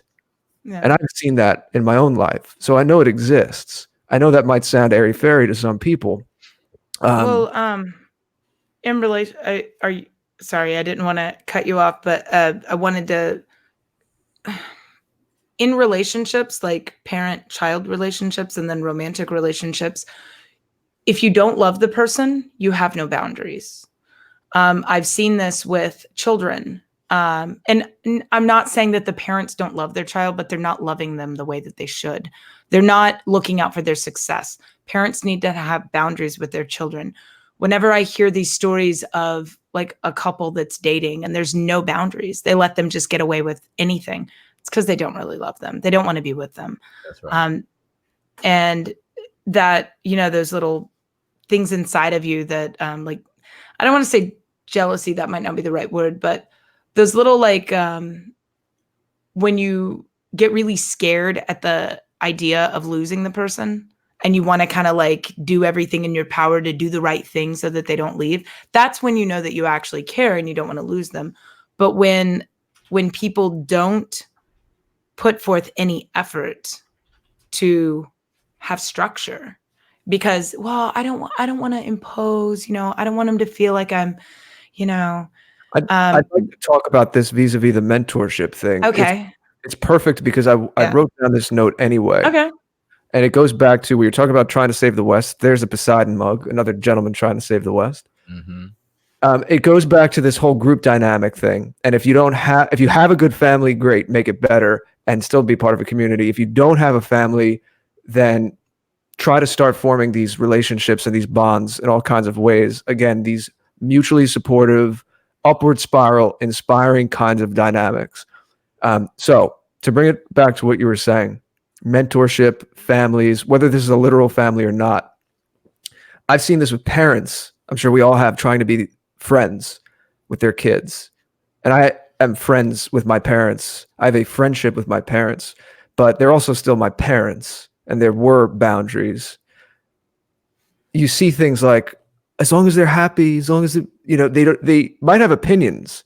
I've worked with people who tell me about their kids and they're not happy about their dating life. And, well, why don't you tell them? Well, I just want them to be happy. I don't want to be seen as a meddling parent. I don't want to impose. Yeah. I want them to be free. I want them to very wishy-washy. It's very weak. Yeah. So in terms of the sexuality, because I'm curious if you have if we have enough time, any other big sticking points about the real roots of what's breaking up the West and where we need to heal it, where like the ground zero is. But I certainly agree that sexuality and sexual relations is one of those things. Mm-hmm. So I've written a little on this. The outside family, the extended family, certainly the parents, but even the extended family, the social fabric, the neighbors, in the past functioned somewhat as outsourced brains for young people. Because when your hormones are going when you're a teenager, you need that guidance. That your body is developing faster than your brain is, and you don't have sometimes, unless you're precocious, you don't have the wherewithal to take a step back and see some of these things or see some of the further circumstances. So in the past, family and friends, older friends, were outsourced brains and could give you direction about the type of young man or the type of young woman that you should be giving your attention to and what was appropriate and what wasn't. We don't have that anymore because of this whole hands off. I don't want to be imposing. And then what happens is, but the mother will drive their daughter to the clinic when things don't go. That there's a vacuum, and then the state comes in and the media comes in to kind of dictate what the sexual mores are. Yeah.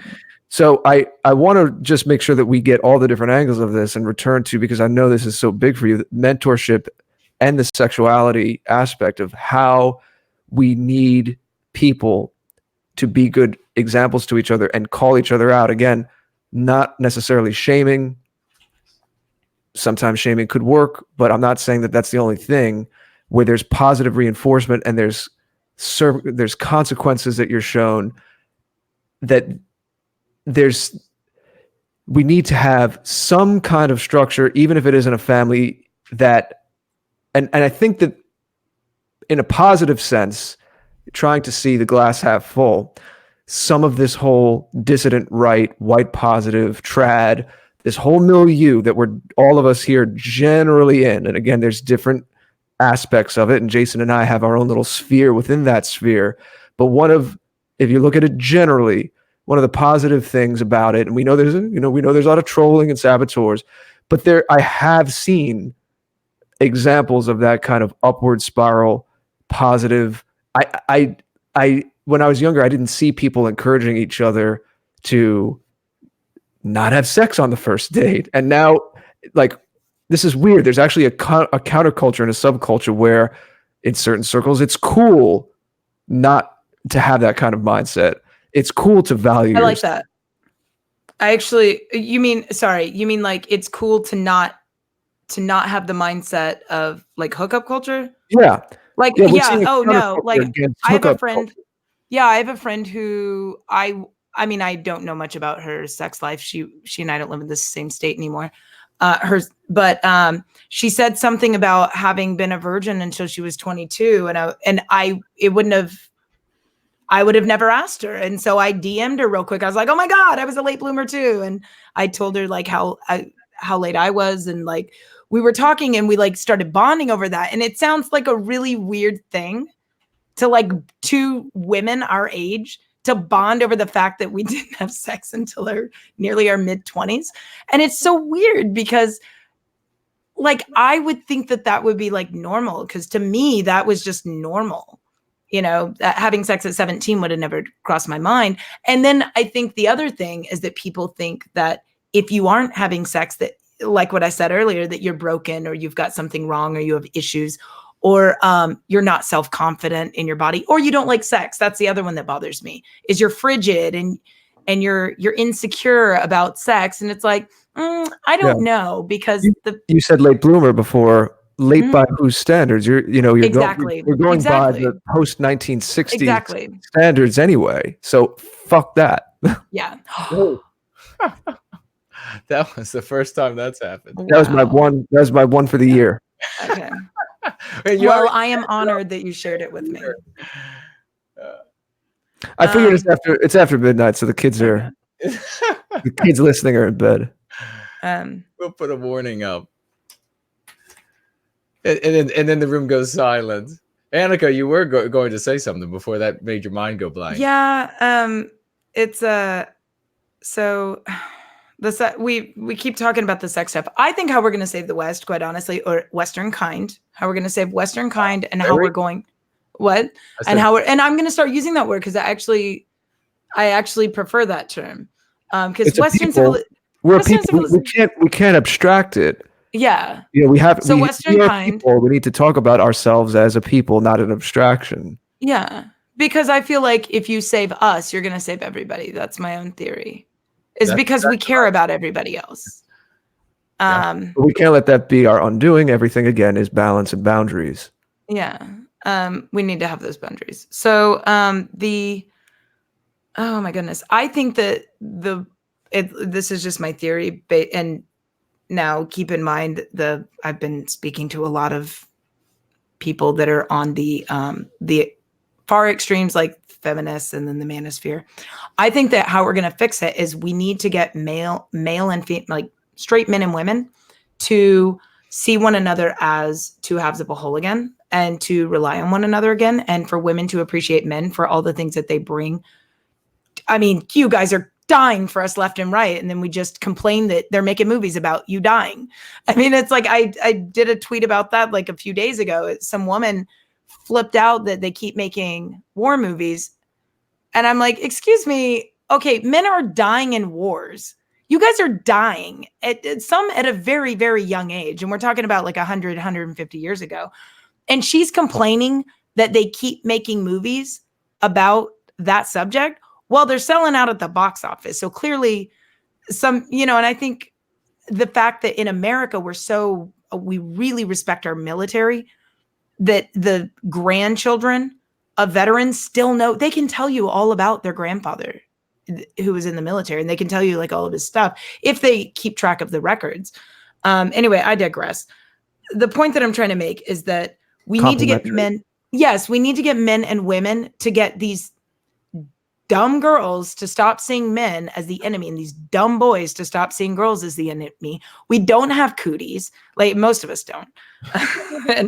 and we need men and women to accept our differences. And yes, I do understand we've got the trans thing, we've got gay, whatever. But I'm talking about the people that are going to be forming families for the next generation. I'm not talking about the fringe. The trans stuff and fringe stuff is still. Yeah, but I'm like taking that out of the. No, but it's not unrelated because the polarities have been corrupted. The polarity has been corrupted. Yes. So the gender confusion you're seeing makes perfect sense in a day and age when the polarity has been confused and corrupted. Well, there is a lot of, and I don't want to get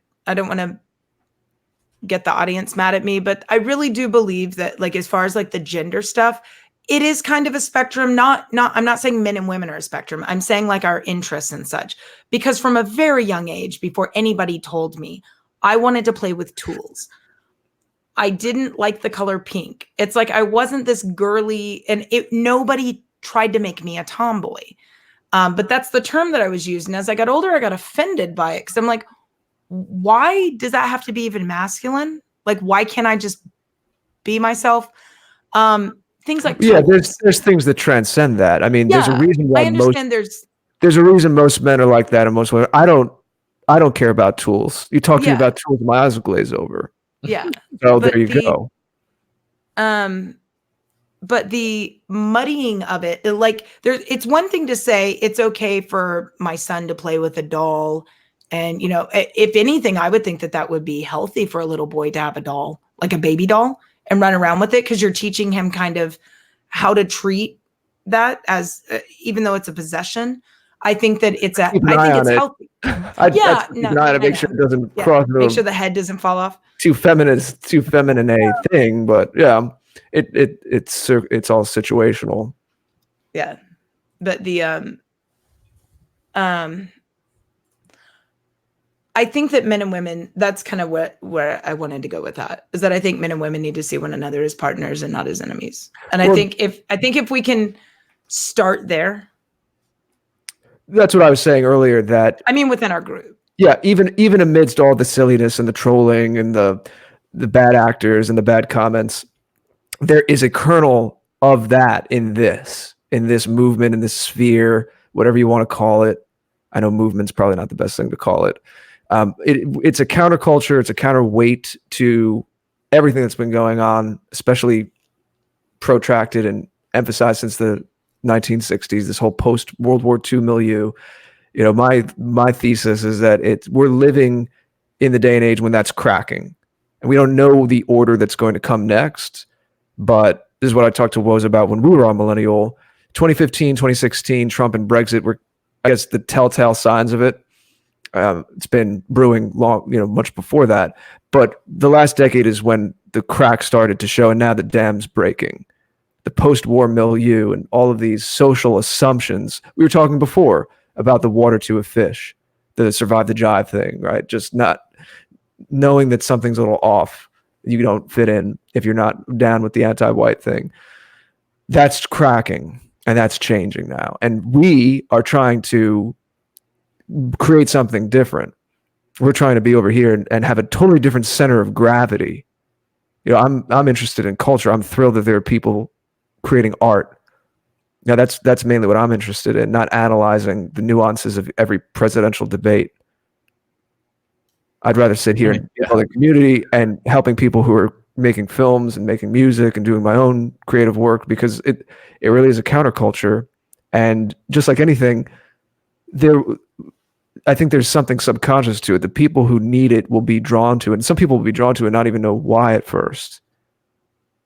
And that's powerful. We're not going to win everybody with debates about statistics. Yeah. Before the show, I was telling Jason about how I've recently lost a couple of friends, not to death. One of them this afternoon, she saw I was tagged. she asked, what is this about? But she asked me through Facebook. So she followed me up until this afternoon on Twitter. And she asked me through Facebook, what's this about? And we kind of got in a little bit of a conversation. I didn't go into details, but I said something about like, it was around the time with the music you guys were playing. And I said something about like, Western culture and what, I forgot what the term, I'd have to go back and look, about like preserving and creating our culture. And she was asking like, we don't need to do that. Everywhere you go in America, it's all white culture. It's all this, everything we're inundated with in America is white culture. Well, I went back and I searched for a tweet that she had left a few years ago now, because it's really burned in my brain when she left it. The tweet was, white people have no culture. And so I screenshotted it and I sent it to her. She blocked me.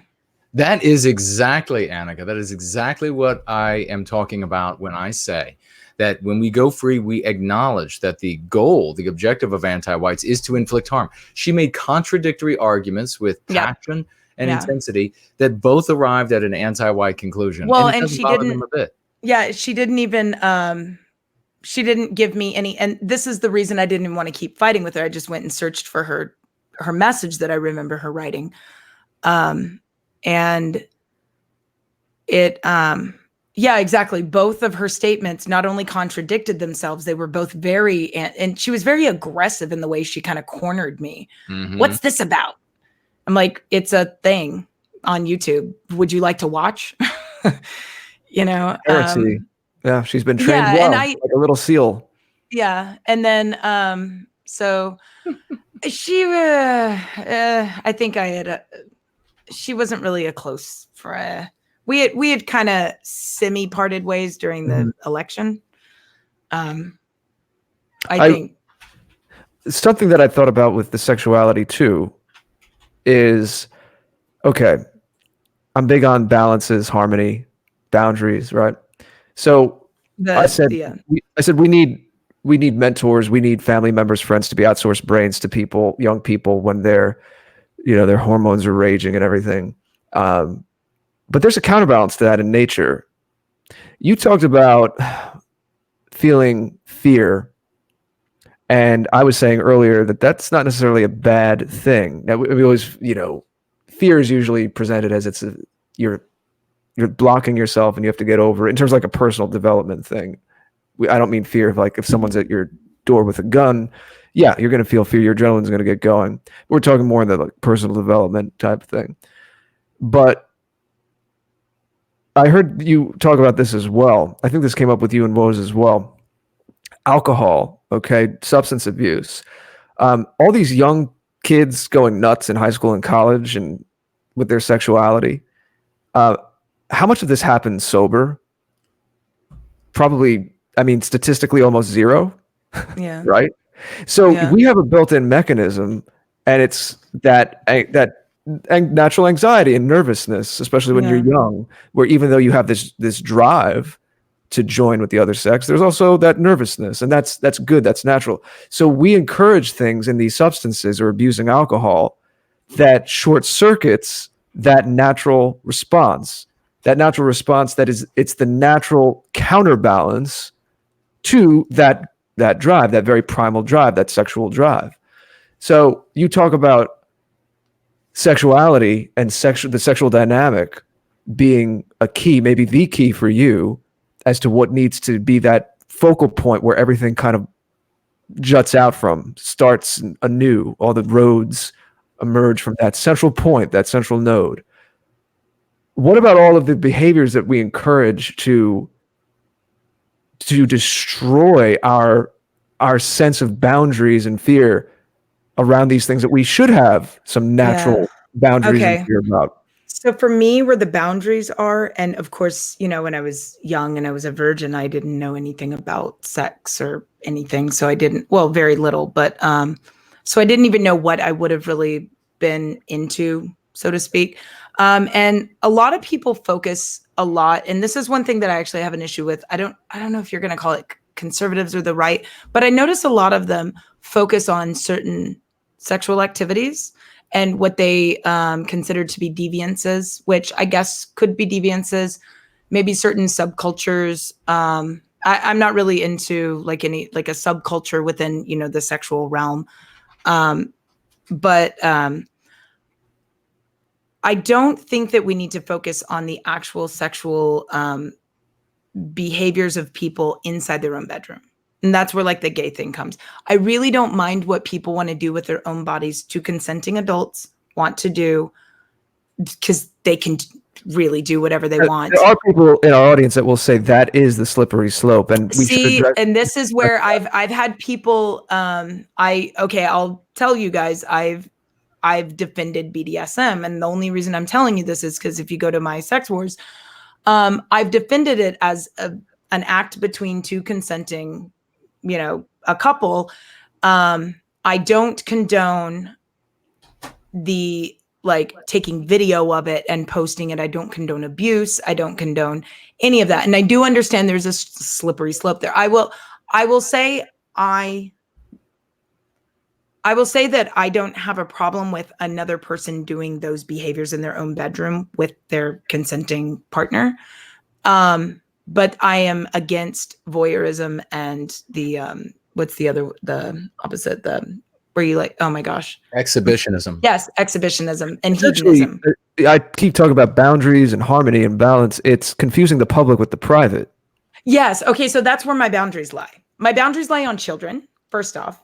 They have to be legal. They have to be mentally aware of what's going on. So they can't be too drunk to consent to, not manipulated into a situation. And that also means women manipulating men, because women use men too. We just don't use our muscles, and we don't need to use alcohol as often because you guys are a lot easier to apply. But women, there's a lot of women that are attracted to, I'm not going to be vulgar here, but women are attracted to men who are confident and assertive in the bedroom. And I feel like, and I'm trying to figure this out on my own, and I don't want to start talking about sex on your show, but it's something that I think needs to be addressed. We can't talk about sex in an adult way. Yeah, it needs to be addressed, because I feel that it's important in these conversations, because people are having these conversations and they're being very immature. And what I feel very closed-minded. They're deciding that they don't like something themselves. So if anybody else does it, it's a horrible act. Again, projection, because people are not doing the work of self-development and self-actualization. Yeah. So if you're self-actualized, most things don't bother you that much, unless it's like a boundary thing that's going to affect I don't want society to at large. I don't want to see, I don't want to drive down the road and see a billboard with sex acts or advertising those sorts of things. No, neither do I. That's societal, that's public, and it should be private. Yeah, so that's where when I say boundaries, the sex boundaries, I think that in public, we should be very clean and decent, and then in your bedroom, do whatever you want. I mean, I don't care. Chandelier, have fun. But again, it's in private with two consenting adults. And that's kind of where the boundaries are for me, versus I notice when I've had these conversations, and I've been criticized as being pro, devious behavior, or degeneracy, I should say, I think is a better term. And I'm not pro degeneracy, or I don't excuse degeneracy in the sense that I'm all for it. I don't like the exhibitionism. And I don't like I don't like us using sex the way that we use it in our society. And I don't like I really don't like it just being this free and open thing, the free love thing. I think that it's supposed to be something that men and women, the chemicals that you release when you have an orgasm are so intense. And I mentioned this to Molyneux, that this is what I'm going to tell my daughters when they're older, before they're sexually active, is that you don't want to have that experience with a person who doesn't care about you, because it's going to crush you, because especially your first, you don't want that person to not have those same intense feelings for you emotionally before you go through those intense physical feelings, because it's intoxicating. I mean, the drugs, I mean, I have oxytocin on my arm. It's the only tattoo I have. I don't know if you can see it. It's flesh colored. So it's the love molecule. It's the molecule that you release during child labor, during orgasm, during, when you're making out. So it was a family. I lost my sister and she was pregnant when she passed. So it was kind of it wasn't like, oh, look, I like orgasms. So just so nobody thinks that was not why I got this. Bonding. It was about the love bonding family, and the smells, the pheromones and all that of family. And we're here to connect with each other. Yeah. And it's hard to do online, I think, a lot, because I notice a lot of people are so quick to throw away friendships over the internet, but they wouldn't to your face. Like I told you, 2 people in 2 days. And these are people that I've known more than a decade. And they weren't both because of the show. One she's just ignorant. She could have done it over anything. And then the other one was about a tweet I made about Victoria's Secret. I think I saw that. Yeah. That I don't want to go into that here, but it was kind of a joke. Quite honestly, I was playing the whole racism. I was kind of, sorry. That was where I was going with that tweet, is that they don't like blonde girls. So it was a joke. They've represented me for years. I don't need to. Yeah. I'm just saying, I've never not felt represented when I walk in Victoria's Secret. I'm like, these are my girls. And now it's all changing. Yeah. But I mean, some of it may be for the good. I do feel like representation is important for people. I don't think it was as important for me when I got into robotics. I didn't care. It didn't even occur to me that all my favorite writers were men. Didn't occur to me that most of my favorite artists were men. They were artists. They were writers. They were, there wasn't a gender. A lot of the roboticists that I looked up to, like Isaac Asimov wrote about robots a lot.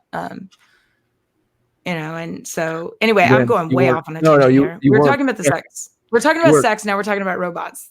This is definitely an Annika show. As long as we don't talk about sex with robots, I think we'll be okay. I'm okay with that. I'm okay with that, people. Just make sure that there's consent. Maybe we'll use the blockchain. Really? Yeah. I don't know. You know what? You're going to have to bring me back, or I'm going to have to bring you on my show. Let's wait. Let's bring this in. So that's not a civilizational destroying. I'm kind of joking. I say that the only reason I make that statement is because what I mean is that, again, it's a consensual thing with somebody. I'm not going to say that we should outlaw that, because I think that's a ridiculous law, because people want to have sex with people. This is why prostitution will still be a thing if we get the most perfect sex robot on the planet, because I get asked about sex robots all the time. Humans need to connect with humans. Oh, my original degree was in biology. I was supposed to be a surgeon. So I know more about like the human brain. And again, the pheromones, the holistic experience. You cannot yes, the smell, the taste, exactly. Yeah. So we want that. And you can't really replicate that. You can't do it with plastic. You can get I know dragon skin is one of the prop building. It's a material that you can, it's very lifelike, that you can use to make things that are soft and squishy. So I guess it could replicate skin. But men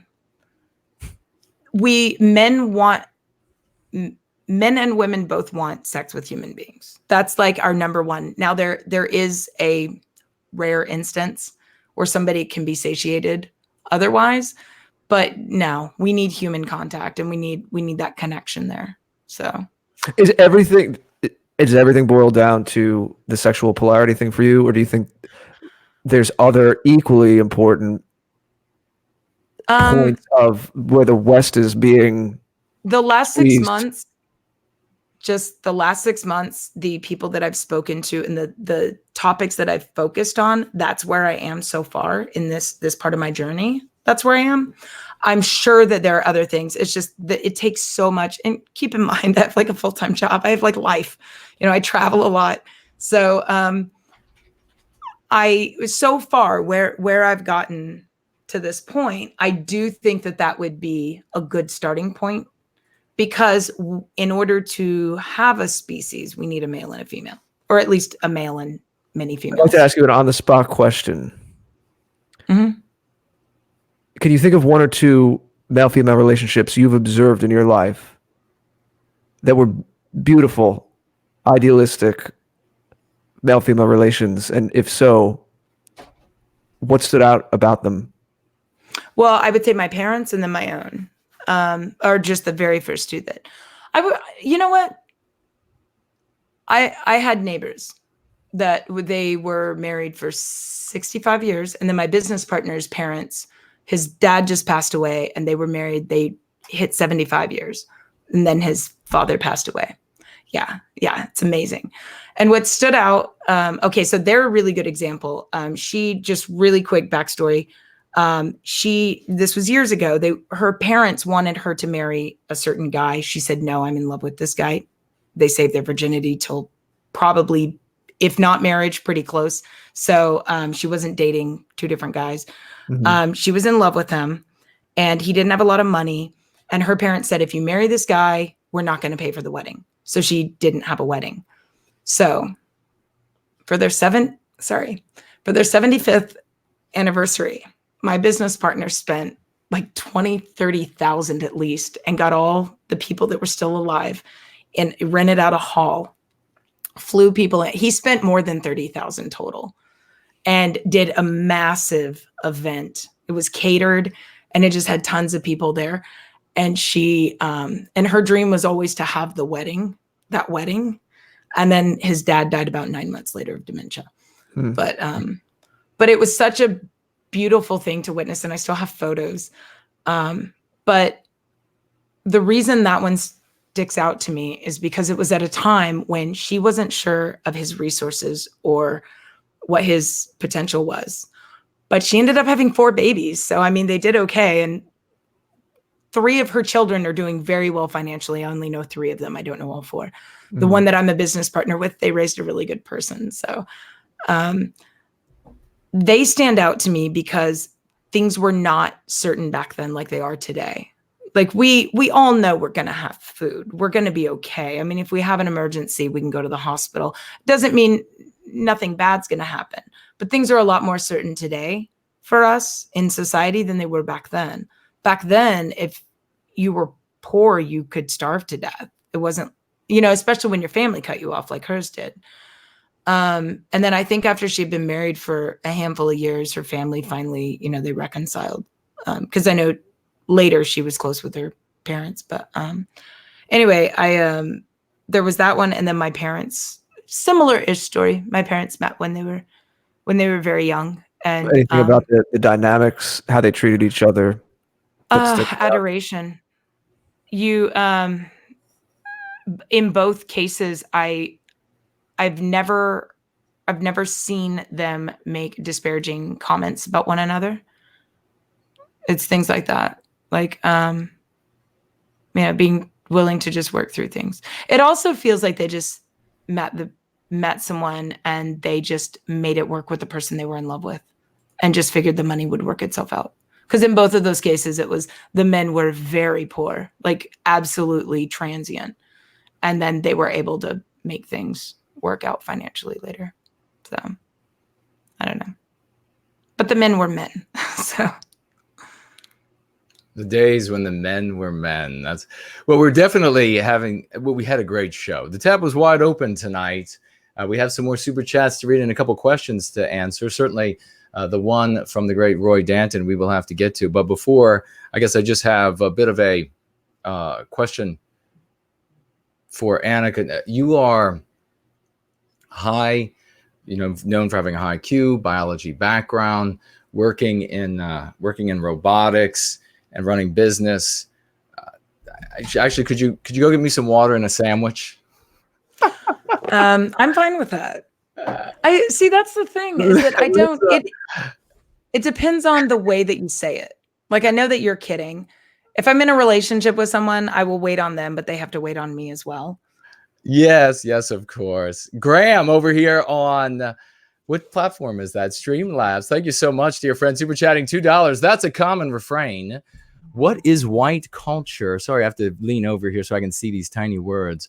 What is English culture? What is Swedish culture? I wonder how the Japanese and the Asians in general are going to deal with this as Japan starting to become a mass immigration and multicultural mush. Well, I think what I don't care what they do, but what we should do when you hear this from anti-whites, if that there's no white culture. Well, first of all, don't let them try to reduce it to just Swedish or English. Yeah, make it say that it's white culture. And the easy MC for that is that Western culture are all of the innumerable norms that we take for granted that are all around us. And then you can cite things like relationships between people and the environment, relationships between us and animals, the interaction between superior and subordinate. All of these things that are very different in other countries are the things that folks take for granted here, and they never know how white they are until they travel abroad and they experience what it's like to be in the biospirit, which is really the culture of other peoples, the projected culture. Graham super chatting $3. I'd like to see 1917. I think World War I was evil, needless, mass murder, but it's amazing that 100 years ago, millions were willing to fight and possibly die for their peoples. Now we're throwing away their sacrifices and our peoples without a fight or any care. Well, exactly, and it's absolutely despicable. It's one of the things that drives me. I will not give up a single inch that they fought and died for and dropped tears for. Every inch of that soil is ours, and we will never give it up. We will recapture our destiny. Thank you very much for that super chat. 41 BMC over here on Ko-fi. Super chatting $6 tonight. Thank you so much. Great chat tonight. Thank you, Jason, Jared, and Annika. Well, thank you so much for being a prominent participant in service to white well-being. MPC 162 back again. Oh, no, I'm afraid that was from a previous show, but nonetheless, we honor you again, good brother, for all of your sacrifices and super chats and contributions to our community. Let's move over here to YouTube and let's get everybody there. Gordon Call, super chatting $9.99. Born Guilty is a must-have book. Google my name. My uncle was original Christian identity and died for our people. Thanks for all the hard work. Well, no, thank you so much, Gordon. That's very kind of you. And some folks are a little put off by Christian identity, but everyone who in service to white well-being, in accord with my morality, I honor and salute. And if that is what your uncle was up to, then I honor and salute him for his sacrifices. Thank you for that $9.99. Dale Jones also super chatting here tonight. No words, but saying everything that has to be said with $2 to the anti-whites who he knows are watching right now and cries another tear every time they see him give another dollar. Frank, super chatting $10. Thank you so much. Kids used to be pretty responsible in their teens. They took over the business or family duties. We aren't served well when adolescence extends to age 30. Getting married early shouldn't be so taboo. And in fact, Annika and I were talking expressly about that and how our people, they used to get married earlier because they were also adults. They had grown to adulthood in much earlier years. In fact, we have, I think I mentioned that we have 80-year-olds on their deathbeds that never actually matured to adulthood. And in previous epochs, we had our people maturing to adulthood, I guess the maturity and discernment, even in their teens. And we don't see that today in people who are even in 50s, 60s, 70s. It's a sad sight. Thank you so much, Frank. Roy Danton with a question we are absolutely going to answer, and then I'm going to run around and see if there are any other super chats from you wonderful people. But thank you all for being here on all of these different platforms that we are broadcasting to this night and all of your interest in Annika. Actually, you know what? Before I read Roy Danton's question for us all to ask, we're going to take a very little moment here because Roy's question deals specifically with Richmond and sort of the web that is being woven there. And the reason why I had to, because based on some things that I'm not at liberty to say just yet about what the anti-white elites are doing behind the scenes and what they might be crafting, because of that and because of Annika's great statement about Spider-Man. And it brought this to mind, the Spider-Man people And this is Prometheus Rising, my poetic book that is in Born Guilty. And I will just read this little portion here, page and a half. They are talking about, this is King Lason's kingdom. And you will, if you read this book, which will be in short order, made a standalone book, and it's going to have a wonderful cover, even though it has been held up. It won't be exactly what I wanted, but it'll still be magnificent. And this is from the chapter, The Odyssey of the King, chapter 14.1 from Prometheus Rising. And I will pick it up here, talking about a specific group of people inside of the story of Prometheus Rising. For webs they weave, or believe to be, by those who owned King Lason as lord. There, in that fair kingdom, they called the Virish by the name of their taking, but they also called them web weavers and orb weavers and harvestmen, and they spoke of them as vamp spiders and siren spiders for the bewitching music of subtle words whereby they ensnared the unwary. And they avowed that fools most readily they caught in their nets, though even unfools, if heedless, could find themselves in the company of fools, ensnared, poisoned, and drained of their wills. It was held by this regal people that those whom were thus ensnared were poisoned indeed, and verily their wills were drained, losing the power to think for themselves or to come to any thought at variance with the wishes of the web weavers. For in truth, the Ananoelians held that, though Gorthang be their father, a monstrous black spider with which he and countless others had fornicated, had been their mother, Queen Hor, Empress Ewer of the black seed, root mother of the Virish. Of her they declared that she was an enemy of all that is high and resplendent, loathing beauty, yet ever hungering for it, lusting for it, devouring it, and spinning it forth in the wretchedness of her own image, driven as by a madness that would consume all that is lofty and lovely in the world, though the filling of her belly foredoom her demise. Her destructive spirit, they avowed, was ever at work in the Virish. Moreover, it was held that in their countenance one could yet see the face of their odious mother, though long she be gone, for the Virish had her glance and other salient features. Poems and stories, songs and rhymes the Ananoelians made, by which ever to recall the duty of vigilance toward all enemies, and the Virish not least. Webs they weave with words not silk, but soft to touch and fair as milk. Crawling, clinging, strangling gloom, the fool is drawn toward his doom. Caught therein the spider's web, poisoned kiss and life their ebb. Blackest beak and will is gone, not from there another dawn. To slay the lofty and the beauty must consume to fill thy belly. So be thy wary, sleepless eyes, for he who blinks is he who dies. And that is from Prometheus Rising. Roy Danton, the great Roy Danton's question is, feel free to postpone this for the Going Free show if you want. After the Virginia rally on Monday, how should we communicate what has happened to normies who only watch regime news?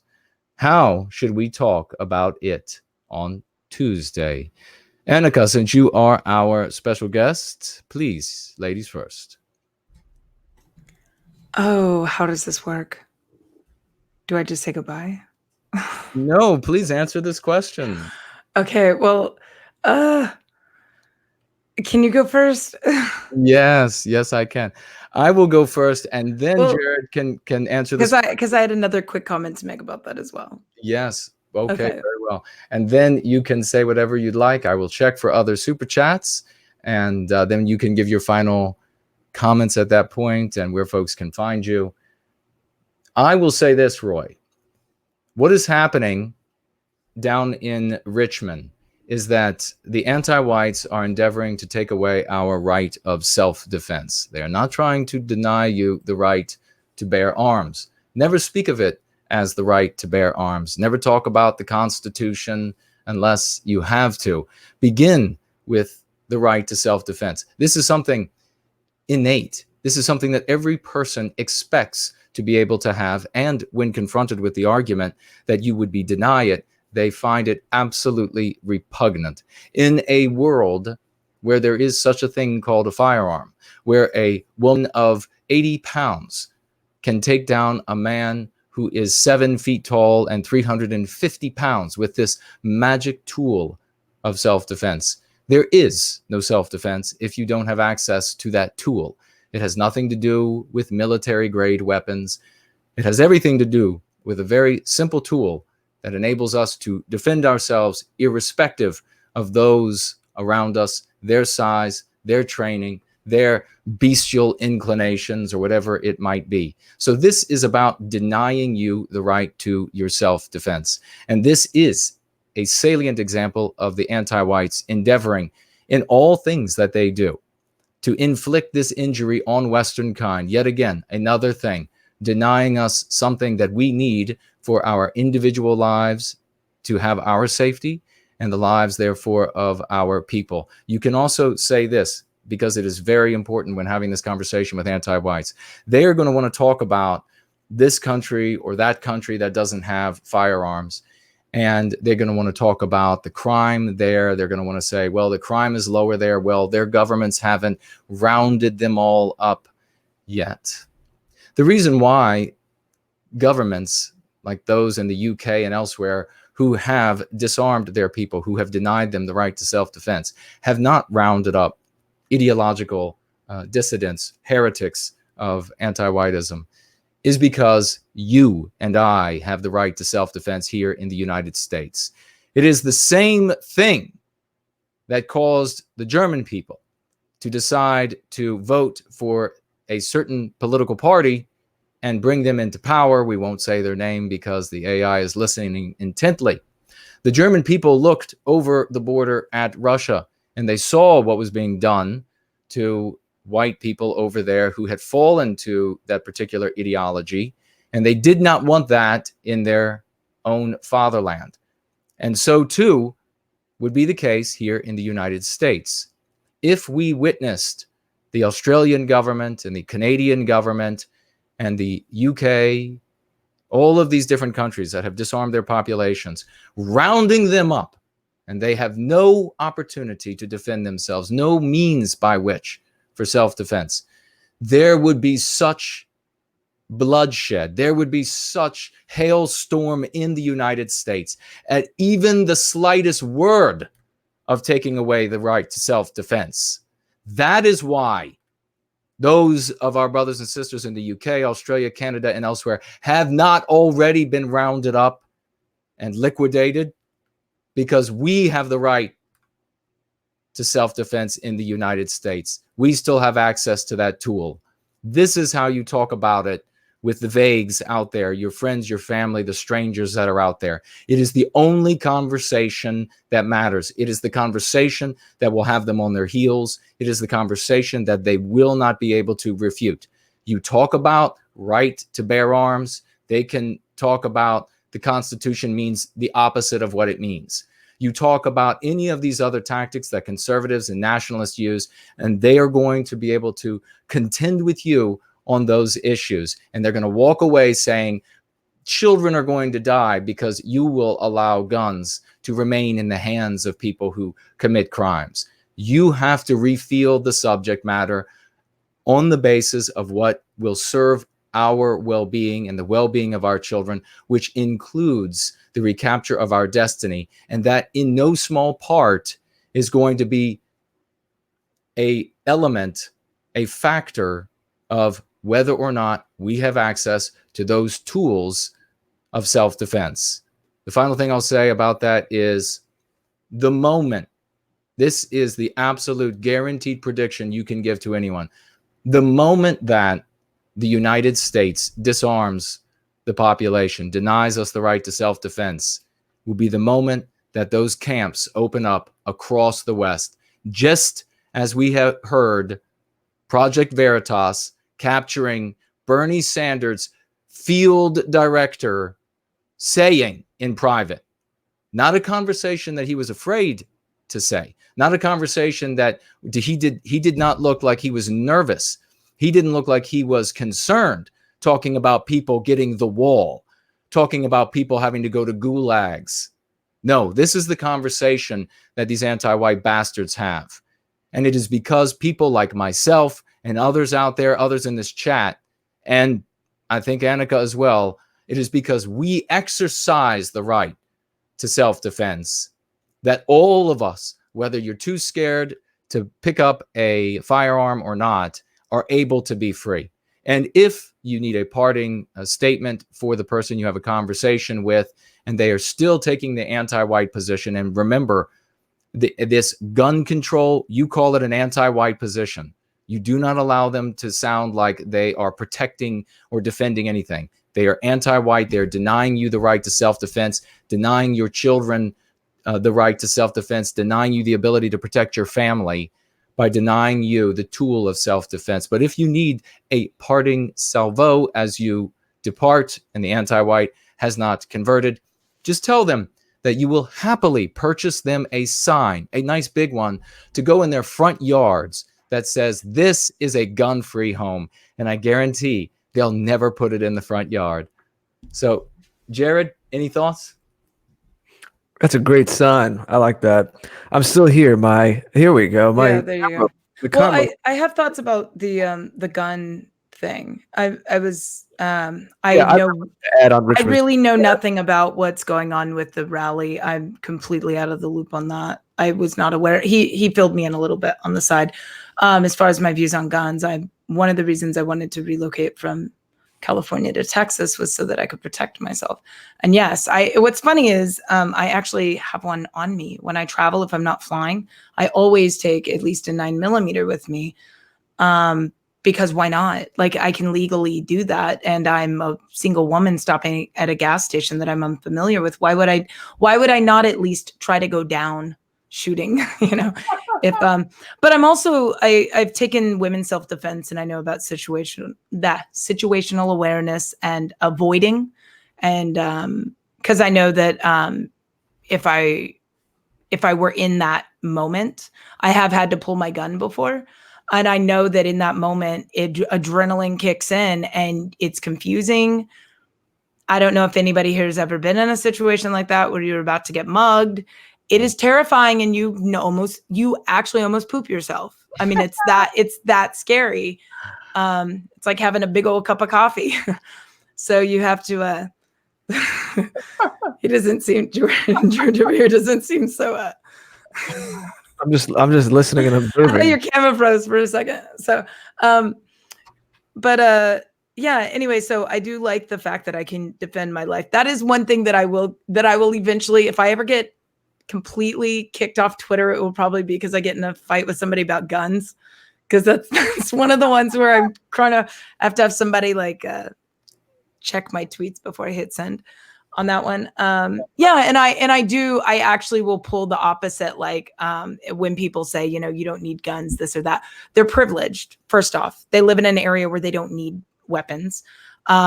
We have feral hogs in Texas. That's like a real thing. There was a woman, I swear to God, when I say this, people think I'm using a euphemism. I mean, like actual real feral hogs. There was a woman who got eaten in her own front yard, attacked by a feral hog. It's probably like 500 pounds, I'm guessing. Jeez. She didn't have a weapon on her. She could have at least had a fighting chance if she'd have had a weapon. It would have probably taken a big munch out of her leg, but she would have probably not died.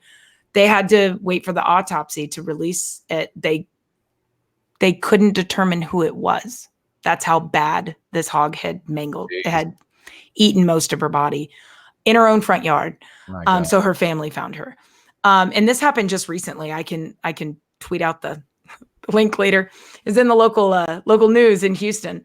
It was in one of our suburbs. But there's things like that happen. And granted, that's come on, that's a like that's literally like an asteroid landing to have a feral hog eat you in your own front yard. But the number of times that I've been scared in public and said, oh my God, I wish I had my gun. Oh my God. Like usually it's gas stations. And usually it's like if I'm traveling, like on a road trip, traveling for work. So now I keep it with me. And I agree with you. I'm 5'11". I could probably take a girl my own size or larger, but if a guy, men with testosterone and adrenaline, all they need to do is make the decision and I'm done for. Like I would not have a fighting chance. If somebody decided they wanted my purse or they wanted something else, women can't defend themselves. And people are like, what if you shoot yourself? Well, God. Yeah, I'm sorry, but that's a risk that I am willing to take. And I'm very conscientious about it. I make sure that I always double check everything. I'm very careful with it. But I think that we need to have more guns and more people that go to the gun range and that practice. And we need to get people to feel more comfortable around firearms rather than scared of them. And I don't know, I'll say this and then I'll pass it over to you. I don't know if you remember, there was a journalist who claimed he got PTSD because he went to a gun range. Oh my God. A gun range with like firearm specialists. It was an indoor gun range. And he said he fired a gun and he had to go to therapy afterwards because he was so, and I'm like, wow. These are men. The XY chromosome. Yeah. It's Right. it's absolutely crazy to me. And I was scared the first couple of times I fired because every time you pull the trigger, you have an explosion in your hand. I fired a Desert Eagle. Do you know what that is? 50 caliber. Yes. Yeah. That thing, you can feel I don't want to be near a Desert Eagle when someone fires it because you can feel the reverberations through your whole body and it never goes away. Like every time, you don't get used to it is what I'm saying. Like every time they fire it, you get that same, like the sound waves traveling through your body. It's a pretty intense piece of machinery to have, or I guess a machine, or what would you call it? Mechanism. Tool. Yes, a mechanism. And so when you fire at that explosion, it shocks you. So I would say every woman in here that's listening, please go to a gun range. Go with either someone who's former military, who's a police officer, somebody who knows their way around guns, it's so natural to them that they can train you correct from the start. You know how to hold it. You know how to, I want you to feel so comfortable with this weapon that in a time when you need it, you can use it correctly. It's like an extension of your own arm. Yeah. Mhm. You're a mech. Well said. That's how women should see themselves. You're a mech when you have a gun. There you go. Okay, George. Jared, Did I freak you out? go ahead. Watch George be anti-gun. No, I doubt it. Guys, You mean Mr. George? Can't you want me to get a taser? Please. Wait, Please. people are getting. Is our connection okay? Everyone's getting a little wonky. Yeah, you were kind of freezing on my end for a second there. You sound good now. Okay. Yeah. Well, we'll talk more about Richmond after Monday. I think everything that's needed to be said was said. Very good, then. Let me see about these remaining super chats, and we will speak to any questions, and then we will find out from Annika where folks can find her and the work she's going to be doing in the future. What does Hansa have here to say? My brother down on Texas Gulf Coast used to be a guide for people hunting alligators and wild Russian boars. Well, the Russian boars were introduced. Well, I guess they would be. But that's interesting, of course. And over here we have, let's see, IJB, super chatting $1.99 and doing that twice. Thank you so much. The first time writing National Socialism or Communism. I guess that was the question that I suspected I was referring to. And then in the subsequent one, writing mainstream media isn't offended by communists. That's right. Thank you very much for both of those super chats and your good words. Chain reaction over on Ko-fi, super chatting $3. Roman Ruhr recently showed a graphic showing that all anti-Caucasian lefty orgs in Slovakia are funded by a person by the name of Soros. Now, this may or may not be true. You have to ask the people at YouTube, of course. How is that criminal not behind bars? Well, that is a good question. If for no other reason, he has funded bringing border crossers that are, of course, geneticists and astronauts and lawyers, as the great Poseidon would say. He has funded bringing them to the border and then helped them get across the border. And the laws are already on the books about those helping, aiding and abetting, as the legal cliche goes. And it's actually a crime that it can be punishable by death to do such a thing. And get your wildly applauding emojis together, ladies and gentlemen. Let's hear the voices come through the live chat, because the great Mrs. Jess Horst just super chatted $99.99. What a spectacular participant in service to White Wellbeing. We salute you, dear lady. Thank you. Thank you. Yes, thank you so much. And I will mention this again on Sunday during Going Free, because I always ask folks to pat our artists on the back. And Miss Jess Horst went way and above the call of duty when it came to the great 4-0 today. Super chatting, specifically earmarking, if you want your super chat during those quote premieres that we have on my channel. If you want those specifically to go to an artist, you have to specifically tag them. And she tagged for Null for $49.99. That was just today, just hours ago, 7:30 p.m. Eastern Standard Time. And we just had another magnificent super chat roll right in from Frank, $133. So ladies and gentlemen, just keep that finger clicking away on these wild applauding emojis. And I will leave a little mystery here about the emojis. There could be some options for wild emojis in the near future, but we'll talk about that more. We'll just leave it aside for now, but keep those wild emojis going right now for Frank. $133. Thank you so much, brother. Thank you, Frank. Yeah, super chatting for the in service to White Wellbeing is most kind of you, and writing here a box of good defense ammo for each of you, and YouTube's stupid percentage. Indeed, what are they going to do with it but wonder longer and write poetry about their confusion over their genders anyhow. So thank you so much for that. I will make sure to pick up some, how about 40 cal? And I don't know what the rest of the folks here will get, but thank you so much for my share of that. I believe that covers all of the super chats that we have. Can I do one other thing? I want to buy a few copies of your book off Amazon and have you ship them to a few different people. Maybe you could pick someone out of the audience, or if there's anybody who's mentioned wanting to get your book but hasn't been able to. Well, you think we can talk about that in a bit? Yes, we absolutely can do that. If anybody out there, perhaps you're impecunious, and I've done this for probably maybe near 3 dozen now, folks who are impecunious, students or what have you, and I have bought my own book and sent it out. And Annika, she is offering to buy a few of you some of take that off the top of the money that I'm going to donate. Fabulous. Thank you so much, Annika, for looking out for our just figure out how many people need it. Don't put like a cap on the number. Just kind of, I mean, if it's 3, it's 3. If it's 6, it's 6. Just whatever. One other thing I do want to point out before I can mention it after you're done with the show if you want to stay on, but it's regarding the emojis. There are users that have had issues in the past. You and I can discuss it at length, but I've noticed a couple of comments about it, and I've actually I wanted to bring that up. If you want, I can go into detail after the show is over, though. Oh yeah, go ahead and mention it, and then as soon as you're finished with that. With you. I mean, it's some issues. Okay. Some behind the scenes stuff regarding the YouTube policies. Okay.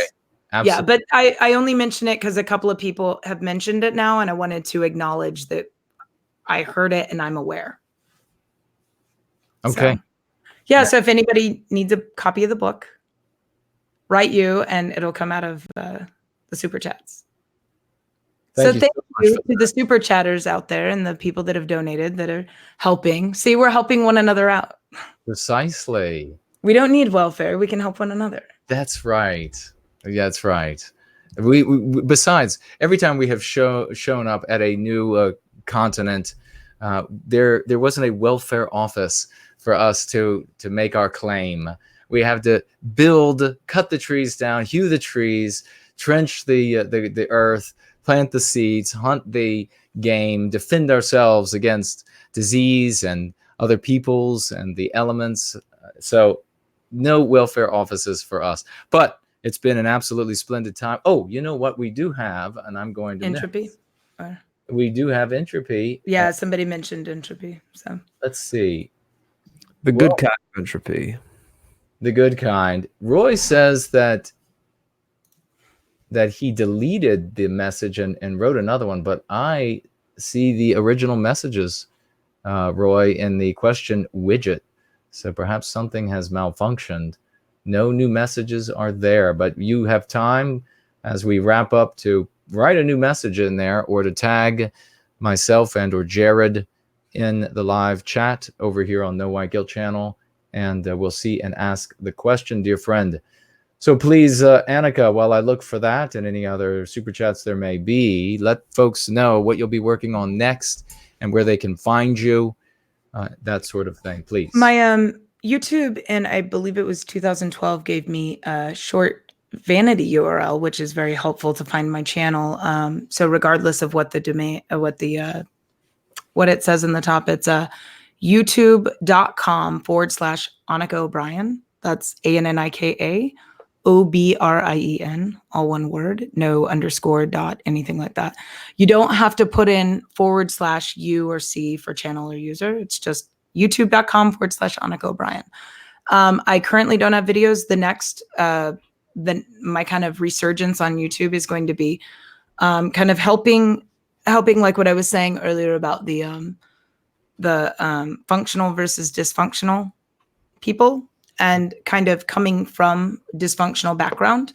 I want to address mostly younger women, but I'm not going to be exclusive. Like, men can watch my channel, but I'm not going to be giving advice. I'm not going to be giving like men advice. Maybe here and there I might kind of mention something. But I'm going to try to gear it more towards like the next generation. A lot of the things that us here have spoken about, I think there's a lot of things that people don't learn until they're too old. Like, women, like I said earlier, women realizing at 30 that they really should have just been a stay-at-home mom after they have debt. Or men men have this similar issues. It's on the other side of it. But I think trying to feed all of these nutrients to a developing brain before age, because at 25 is when your brain is, kind of fully formed.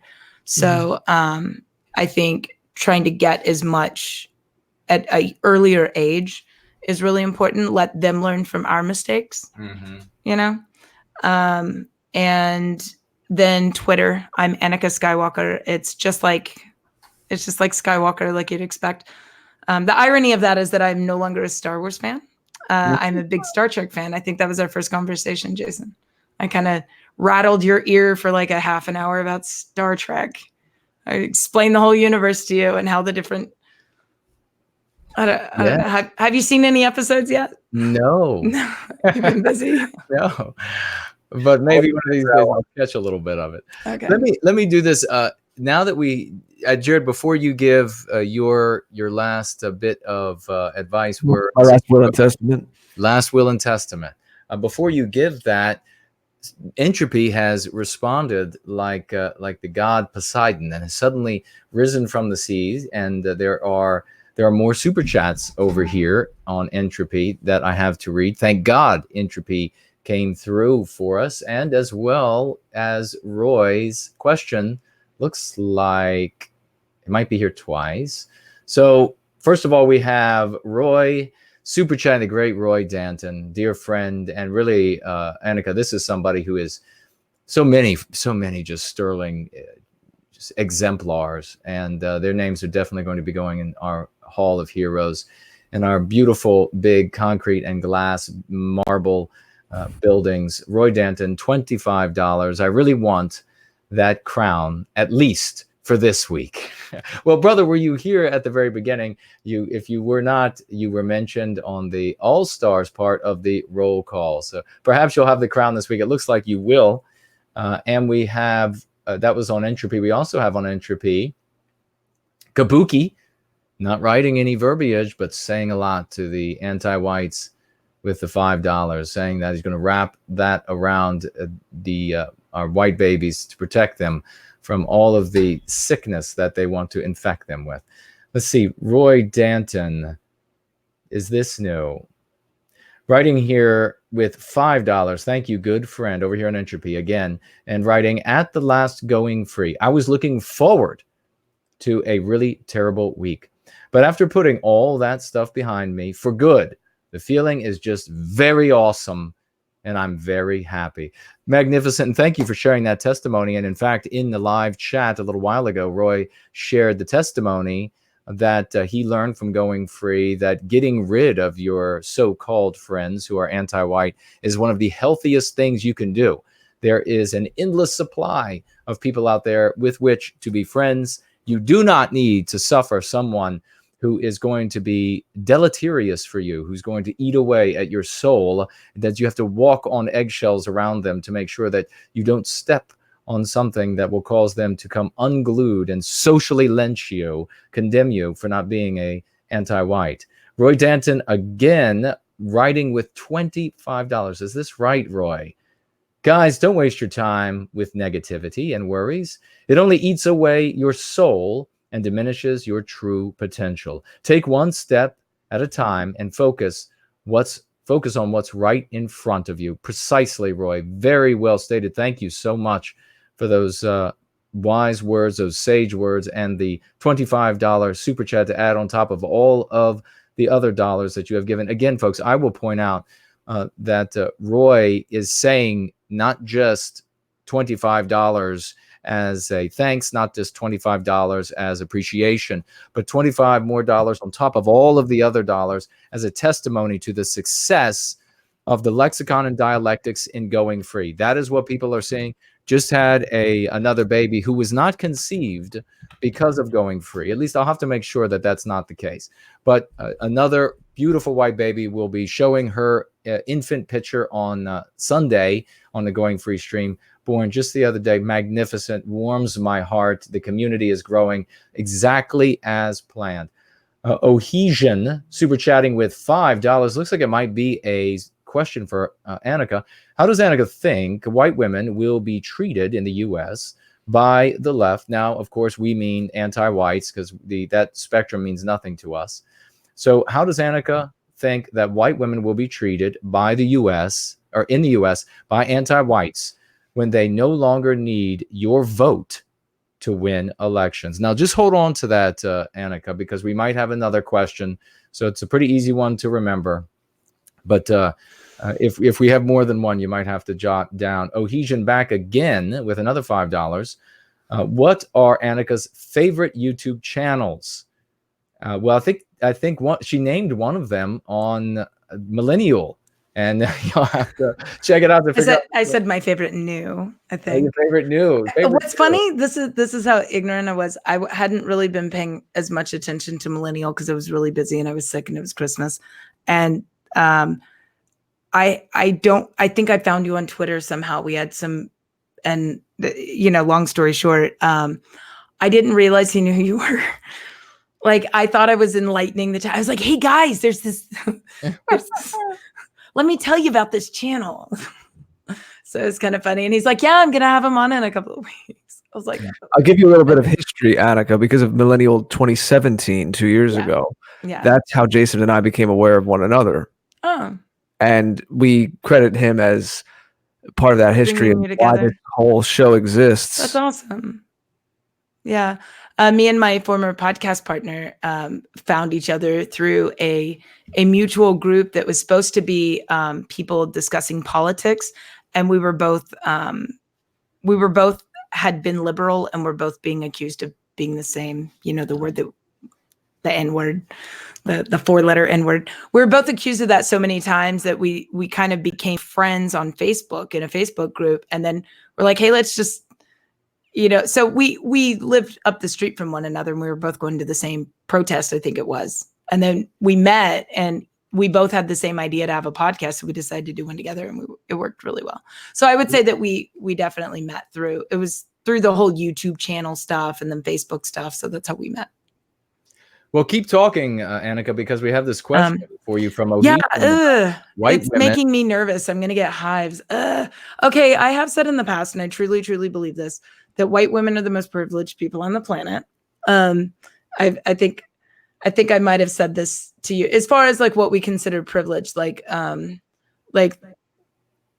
desire effect, and then the hatred effect, the second wave that comes behind the desire effect. And I think that with that, we have a huge responsibility. I don't like this. Today I was reading something on my lunch break about how somebody had said that every time they're around white women, they realize that 50% of them voted for Trump. And like somehow that makes those women, well, no, it's not just that they voted for Trump, but that somehow means that they don't like that individual. Like the person is saying, I know that these 50% of the women in the room don't like me at any given time. White women don't like me because they voted for Trump. And I'm just like, what? There's no correlation. I don't understand that. But anyway, I think that we're going to have to figure that out because we're not, I mean, look, there's other nations that out there where we're not faring as well as we are here. Quite a lot owed to white men. So hopefully we'll look at what's happening in Sweden and parts of Sweden, and we'll look at what's happening in some other regions of the globe, and we'll learn before it's too late. Well, yeah, indeed, we will. I guarantee it. Don't take a breath, though, because Roy Danton's question here, and Roy just also super chatted another $10, this time on YouTube, and writing something cryptic at Dave the Impaler, as I promised. But let's do this again. Not sure, but thank you very much for the super chat and the mysterious nature, the ambiguous nature of the verbiage. Roy writing over here in the question widget on Entropy, which of course is a magnificent platform. And every time you super chat over there, the good folks take only 15% relative to Google's 30%. And it goes to support them in the work they are doing to help us maintain a platform on which we can have our freedom of speech and like it too. Roy asks, Annika, since you come from a STEM background, have you ever faced pressure from your peers to adopt anti-whiteism or faced discrimination because you are an intelligent woman who thinks for herself? I will have to say that as far as the second part of that, the discrimination, I think I was pretty lucky with that because I've worked with other women and I've known other women in STEM fields that face that. And they've proven it to me. They're not just making things up, that have dealt with like severe sexism and like just really bad situations. I was fortunate that maybe it's because the types of jobs that I had, that I didn't have to deal with that as much. There were times in my life where I did, but for the most part, I'd say overall, it wasn't to a point where I left the industry. I would say that I did feel more pressured to be STEM rather than to not be STEM. Now, when I worked in the game industry, super sexist. I mean, by my standards, and my standards are pretty high on that. And then can you repeat what would the first part? That was like a 2-part. Yes, about did you face discrimination from being white or pressed into embracing anti-white ideology to get by? Because so many people especially in the corporate world, you're effectively cornered when it comes to this. And if you want to climb high, this is how you notice it, ladies and gentlemen. Yeah. If you want to climb that corporate ladder, those who are further up the ladder, they are the most fervently anti-white. The ones who are willing to speak out against the modern orthodoxy of the West, they are always at the bottom. They don't remain in those high-paying jobs very long. So I guess the question is, in these science fields, was there, or I guess the robotics, or whatever, was there pressure to I guess at least villainy signal that you held anti-white views? Of course, the anti-whites are going to call them liberal or progressive or all these cherubs from heaven in the nursery room. Were you pressured in any way, or was there, I guess, the unspoken pressure that you just imitated? Who was this actor? I guess it was a couple months ago. I don't know any of these people's names, but just said that everybody knows that you have to say these certain political things if you're going to get hired, if you're going to stay hired. Yeah, there's been a few people come forward that way. I know Ricky Gervais doesn't play that game anymore, but he doesn't have to. I mean, no matter what he does, Netflix is gonna give him a gig because it comes down to the money. And the whole reason they're saying these things is because they think it's going to increase their money. Once it doesn't increase their money anymore, once we stop paying for them to say those things, they're going to stop saying them. They're virtue signaling, but it's still hurting us. So now I acknowledge everything you just said as being true, being truths for some people. I was in a fortunate position. A lot of the jobs that I had in Hollywood were more blue collar. Like I was welding together. Like when I worked on Top Gear, I was cutting apart vehicles and piecing together like monstrosities. So the people that I worked with were very blue collar, and they might not be like the cowboy type, but they didn't have room for that. They like I couldn't have gone in there and said something about not having equal representation in gender that it said get the hell out of here, like that we don't have get out, like we don't have time for that. I did have a corporate job at one point but again, I was in a unique position there as well, where I was in charge of 35 grown men that were mostly older than myself. And now this is the thing. We got all the corporate documents telling us about, all of these different policies, but I didn't really have any issues myself, especially when it came to like anti-whiteness. At least myself. I'm not saying that that's not a big issue, especially in the big tech companies like Google and Apple and such. I think it's far worse in those tech companies than it is in like the industry that I was in. And even though I was in Hollywood, I was not an actress. I was not talent. I was like behind the scenes. I was essentially a mechanic, a programmer. I did computer stuff. I did simulations. I did, machinery. I worked with hydraulics. I did welding. I mean, I was doing very blue collar things, and I wasn't making hundreds of thousands of dollars a year. So maybe that's part of it too. I never rose high enough. I made good money, but I wasn't making like millions of dollars, or, I wasn't even making $500,000 a year. So I wasn't at that level. Right. So does that answer that question? I think it does. But I do acknowledge that is a big deal. And I guarantee you that if you speak to enough people, that's going to be their situation. I've been fortunate that that's not been mine. Oh, I think it's one of those things that it's tacit and as salient as anything could possibly be. We have so many super chat dollars that continue rolling in. I think Roy has checked in again. Roy is on fire. And this is the thing about Roy and all of these wonderful people are all working class folks. We have no wealthy people here. These in terms of dollars and cents. Instead, they are wealthy in spirit, wealthy in courage, wealthy in destiny. And so we are happy and honored that every single one of them are with us. Thank you all for being here.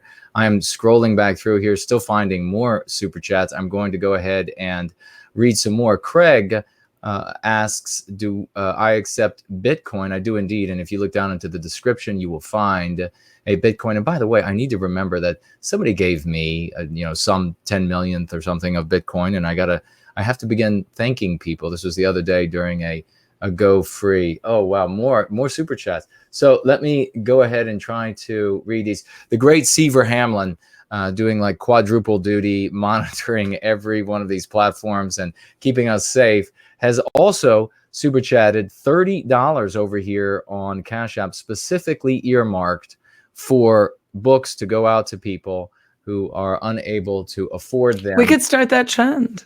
And start. We could start the trend. Yes. You know. Well, Seaver, thank you so much. Seaver, I fondly call him Seaver the Achiever. So let's see over here thank you so much, brother. What is going on with these super chats? Now, Dave the Impaler super chatted $5, and maybe we'll be able to figure out, we will disembroil this riddle that Roy gave us. $5 by Dave the Impaler. Richmond is a setup. Watch the recent Red Ice interview. They will not pass up, and I don't believe, probably not referring to Red Ice here, but the anti-white elites. They will not pass up this opportunity to create propaganda and push an anti-white narrative. I was right. Thank you so much for that, Dave. Those are the astute words, and it's one of the reasons why the cogitation of the potentials for what's going to take place in Richmond, but also just today, some very interesting things that no one but those with extraordinary access could be behind have materialized. IJB super chatting $1.99. Thank you very much, dear friend. And writing this time, abortions haunt women. Don't do it. Thank you very much for those words and that super chat. And again, back IJB with another $1.99. And this time writing, is SJW type chat infiltrating? Careful. Well, thank you very much for that. Yes, we always are careful here. We want to make sure we do not succumb to the bad currency consequences of bad chat. Machiavellia sucks. I love this. Writes in the live chat, no white guilt. I just sent another super chat about her hair, and then I found the super chat. $1.99 writing, I love her hair. Thank you so much, brother. I kind of feel bad about that. So I'm naturally a blonde. It gets pretty light in the summer, and I recently dyed it darker to kind of a social experiment. And then I found out after getting my hair done that natural blonde hair is each hair is much thinner, so it doesn't hold as much pigment, and you have a lot more hairs. I already knew you had a lot more hairs, but it's fewer microns. So the dye didn't hold. So I went from being a redhead to a blonde in about 4 or 5 washings, and it was permanent. But I guess blonde hair, I didn't know that. Yeah. Now my mother was a redhead. My mother was a fiery redhead that people used to ask if she dyed her hair. So, and then many in my family are. I am a strawberry blonde. I'm not, I guess they have 2 different types of blonde. They have more the reddish and they have the, right. The ashy. I'm actually on the strawberry blonde side. So I am sort of reddish, and I have I'm an O'Brien, and I have a lot of redheads in my family. So yeah, well, I imagine so. I just found another IJB super chat of $1.99. Annika tell us about the trad life. Now, I don't think she considers herself a trad at all, but if she has any thoughts, she is more than welcome to share those thoughts. And I see the great Simon Harris is over on the gardening channel. Great to see you, my dear friend. All I have to do is spin my head around to see what is happening over there. A big hello to everybody on the gardening channel as you all garden away along with Simon, one of the most interesting people in our community. And I know we have another super chat from Roy. So, Annika, any thoughts you have on trad life? How about Annika is going to research trad life, because I really am not in a position. I know very little about it. That's why I don't use the term. I'm very strong on the homeschooling. I think babies should be nursed for at least 18 months. I'm anti-circumcision. I don't know if these are these are things that I've heard espoused from many of the trad women. I'm not really sure what they believe, but I know how they live their lives. Marriage, the submission to your husband, things like that, but submitting to a type of husband that is confident and should be in charge of the family, rearing the children. I do understand in these current times, it is very difficult to expect a family to just homeschool. That's not easy for everyone. There's a lot of financial sacrifices that need to be made in order to live the ideal trad life. But I think part of it, from what I understand, is kind of being a little more natural with life too. Not like I'm guessing, and this is one of the things that I really like about it, is limiting your consumerism and the materialism, and being appreciative when you do that, like purchasing things with intention. Yes, and more natural products. Yeah, exactly. Oh, that's been me since I was young, but I think a lot of that is just the fair skin and the we're into that allergies. here too. Jason and I've done a couple of shows just about health and wellness, and I've done fasting, like long-term fasts. Yep, the longest same. I've gone. Yeah, the longest I'm going to do a 30-day fast in the future, which is why I went ahead and let myself go over Christmas, kind of, to prepare for that. Because those are very difficult if you're lean. And I've never fasted when I was heavy. I've always been lean when I started a fast, and they're very difficult. And then the longest I've ever done a full dry, like a hard dry fast. No, I've done soft dry fast 72s, and I've done a hard dry fast 40. I can do hard dry fast 48s. What is that? What do you mean by hard dry? Hard dry fast. So when I do a hard dry, I will brush my teeth, but I don't swallow the water. I spit everything out, and then I dry my mouth out with a towel. Hard dry fast, you're not supposed to touch water at all. That means including taking medication. So you can't have, which is one of the reasons I have an issue with hard dry fast, is if you need to take a Tylenol, I can do videos on this. Like, I know a lot about fasting. Yeah. And the autophagy I've done effects. with liquid, but never not drink. Well, if you're going to do liquid, you need to also have potassium, sodium, and magnesium mixed in there. You have to have your daily amount. I did 2 weeks once without solid food. That's awesome. That's really awesome. Did you do the chicken broth, like bone broth? No. Okay. That wasn't part of it. I could come here and talk your ear off for 3 hours. Yeah, we could do a whole thing about that. Yeah, that is actually something I'm very knowledgeable about. Same thing with the natural skin products, the more natural stuff. I would love to be into gardening, organic. I don't have the time for it. Do you hear that? Yeah, I hear that. I don't know what that is. But we're into organic food here. We've talked a lot about that. Yeah. Some of the foods, like eggplant, doesn't need to be because of the way the pesticide, like anything that doesn't need a pesticide, it's naturally can be pesticide free. You don't have to worry. I'm weird on GMO. I think we've gone over the top with GMO, like apples and corn. The way that we grow our food now, so that it's mostly just bloated up with water for weight. I'm not a fan of that. Same thing we do with our meats. I think that we need to get back to putting things in our body that the earth provided for us. Yes. Including animals. I'm not a vegan anymore. I was for health reasons at one point. I had to do an elimination diet because I was really sick, and I'm not a vegan naturally. I can't pull it off for very long. But anyway, I think that I feel that those are the types of things that I see trad women, like making your own laundry detergents, things like that, can be part of it. Doesn't mean you have to. Baby wearing is probably part of it. Attachment parenting, where you allow your children to maybe co-sleep, things like that. You have a physical bond with your children so that the smells, the pheromones, they can hear your heartbeat, things like that. Anything that's natural is probably something that Western kind built their traditions on, and trad is short for tradition. So anything that's natural in our environment, and we try to move more toward that. I don't know what that's going off. That's all right. It's not loud. There's a notification, and I don't know what it is because I see nothing.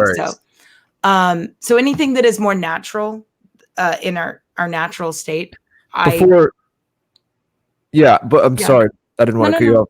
But before Jason gets the next super chat, I'll just briefly say, when I mentioned substance abuse and alcohol before, with sex and people muting and destroying their natural counterbalance, that the fear, whatever, that's part of a broader conversation about all of this. as well. I think that you know this whole thing. Can't separate mind and body. I know it sounds trite, but it's true. It really is true. It's the only thing that we will have forever. But everything is congealed. You can't separate the eggs and the milk from the cake, right? Your mind, your body. We use these different words, but it's all the same. Your emotions are different when you fast, when you cleanse. Sometimes the things you think are deeply psychological. It's the hardest part. Can be really, You can unwrap these things with diet and exercise and totally changing your body. Yep. The ghrelin hormone, which is the hormone that kicks in and tells you that you need to eat. When you eat 3 meals a day, you can slowly close your window down to intermittent fasting. And then you can push that so that you're eating every 26, 28, 29 hours. You can continue to cycle. I go in like 4 to 8 hour increments so that I can skip over my sleep.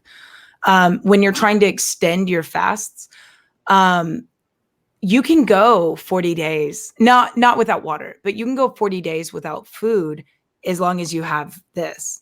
This is what kills you. People, because you're starving, and then you get to a point where that hormone stops telling you you're hungry. You can go 2 weeks without food. It's in your mind. You go nuts, and you do need electrolytes, or else you're not going to be doing so hard. And maybe we can have like a special. You may know we do other shows like After Hours. It's not an interview like this. It's more like a specified topic, a little more freewheeling, which this has kind of become anyway. But that's fine. We should all do a fast together. You guys should get your chat. You know what? We could do something natural. We'll fast until the West is saved. We might be fasting for a little while, but this whole thing natural, I think, is another key towards healing, and as you just said, getting back on track with getting the Western kind back on track.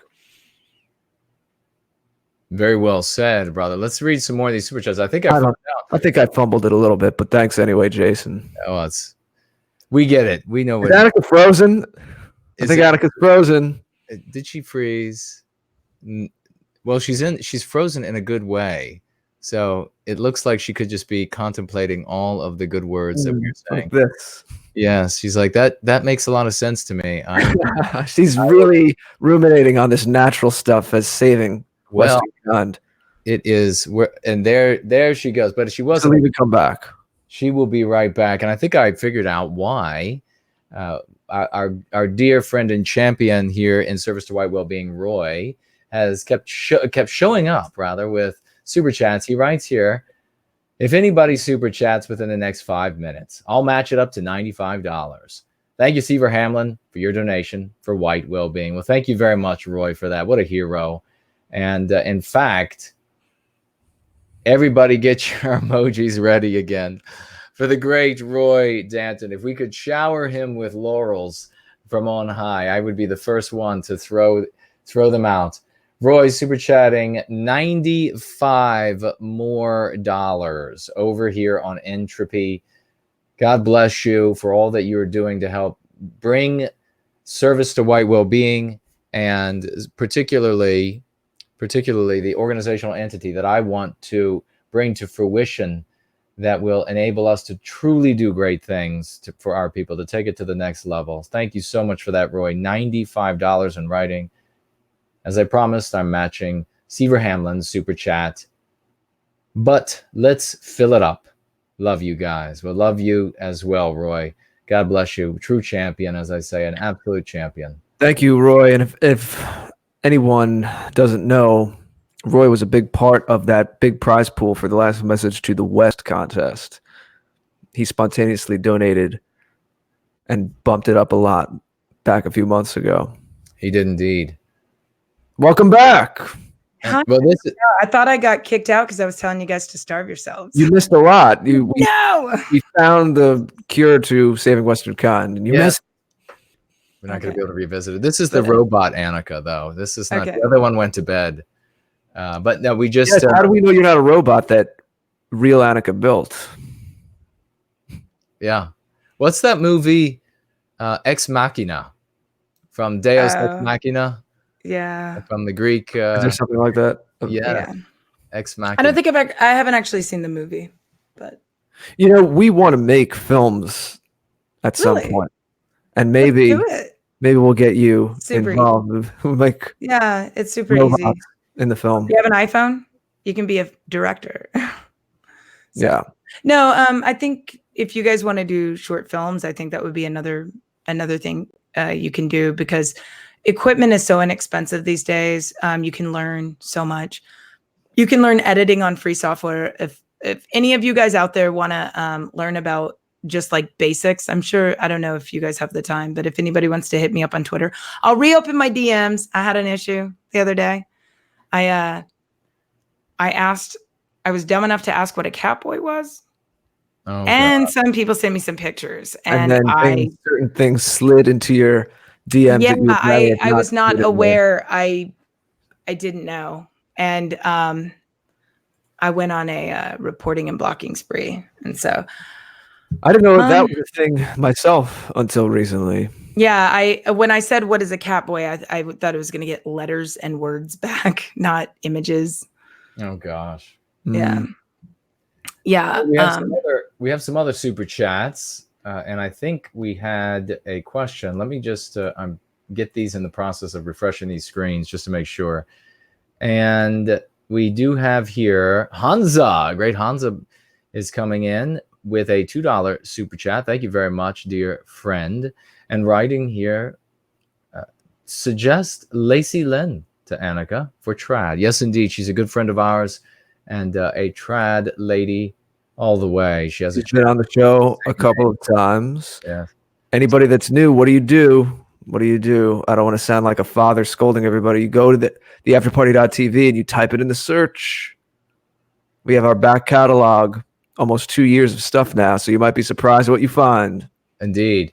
And we also have Sky Chaser, $4.99. What are your thoughts about whites who have gone free? Now I have to stop in reading your super chat, and I will continue in a moment. But thank you very much, Sky Chaser, for the most kind $4.99. But you can never have gone free.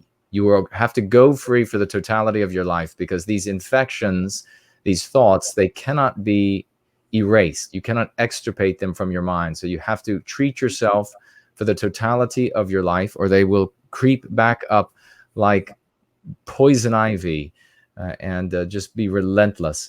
So just like Annika has to constantly cleanse the catboy images from her mind. Right.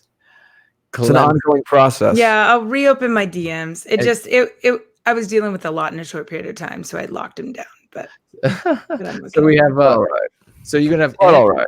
Inoculate yourself against MPs you haven't heard yet, or clusters of them that have not been delivered to you in that particular way yet, and of course new MPs which they occasionally develop. So, what are your thoughts about whites who are going free, but can't give up passions that are arguably, quote, multicultural, lifelong rock guitarist here? Well, first of all, multicultural is not what's happening here in the West. It's multiracialism. That's the problem. We like the various hues of Western culture. So if you are drunk on the love and the magnificent diversity of the different hues of Western civilization, the manifold variety of Western civilization, then that's a wonderful thing.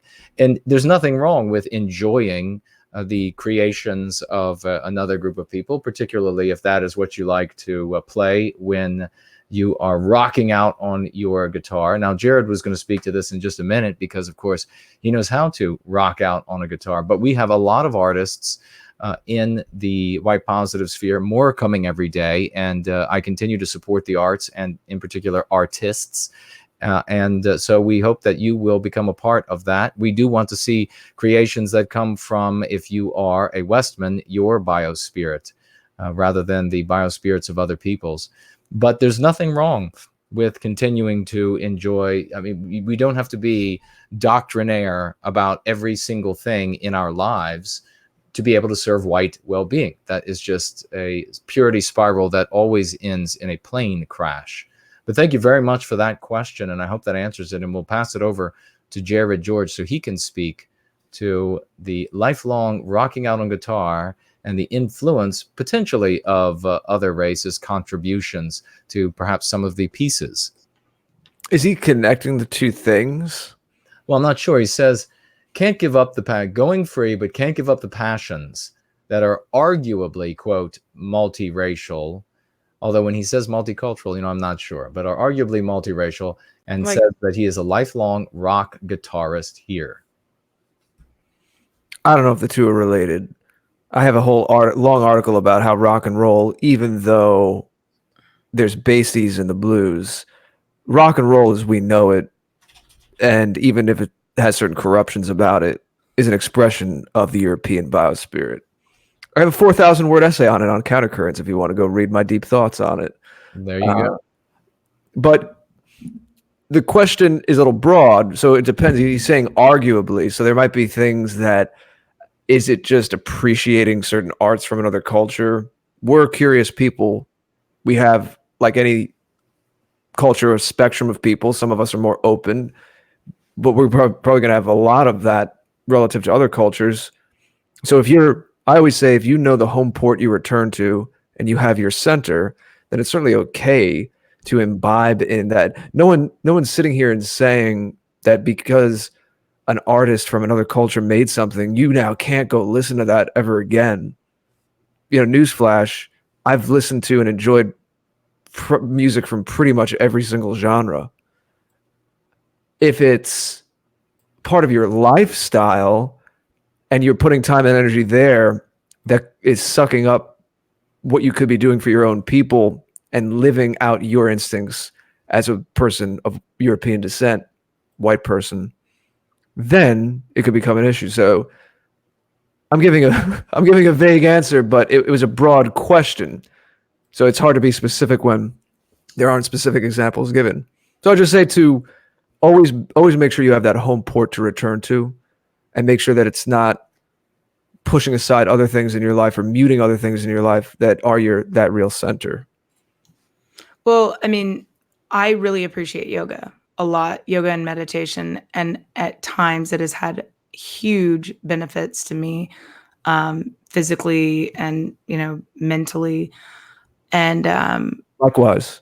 yeah, it's been like medicine at times. And not to go into like health issues I've had in the past, but like yoga and meditation have been really, really good for me.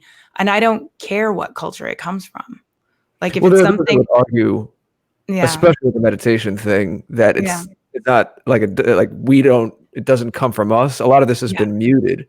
Like you mentioned yin and yang in the chat, on our side chat. I'll just briefly mention there are definitely you're reading my DMs that have to do with harmony that come from the Western spirit, the Western story. And the next Red Ice video I'll be doing, a little teaser, we'll touch on that a little bit. Okay, cool.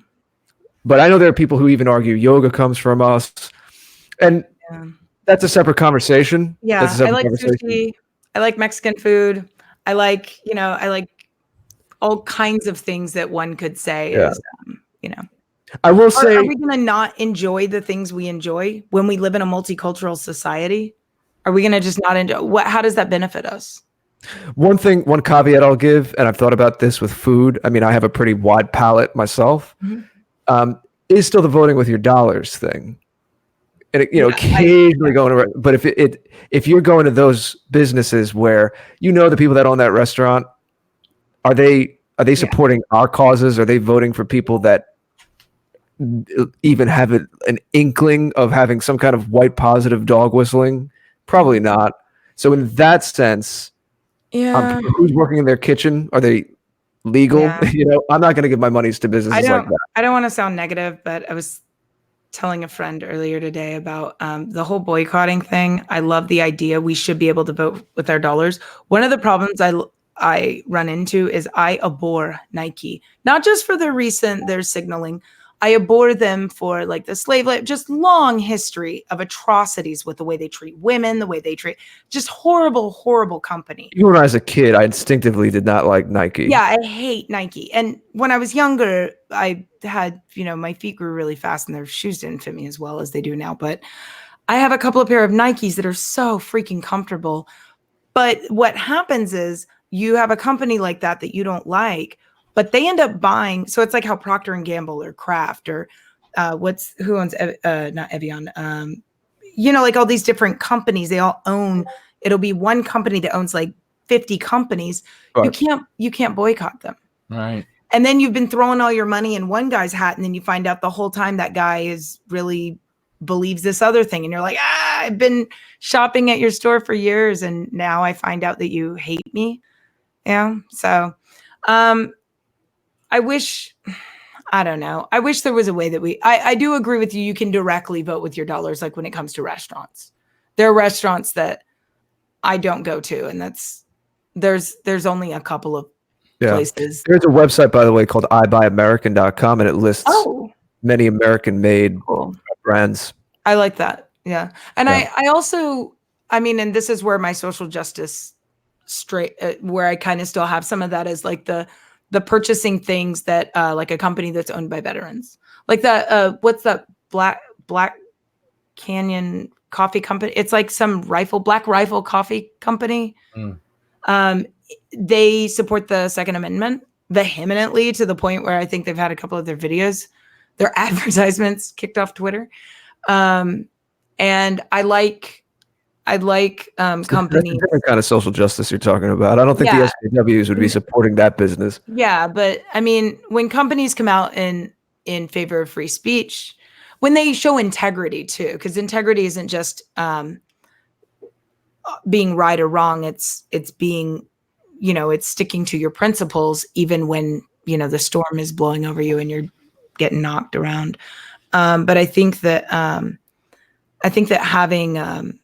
having things like what you said, that company or that website right now about the Buying American, I think having that knowledge makes you feel like an informed consumer. And that goes back to the trad thing I was talking. And again, I don't know a whole lot about trad. I'm just, these are ideas that when I envision a trad woman, this is what I think about.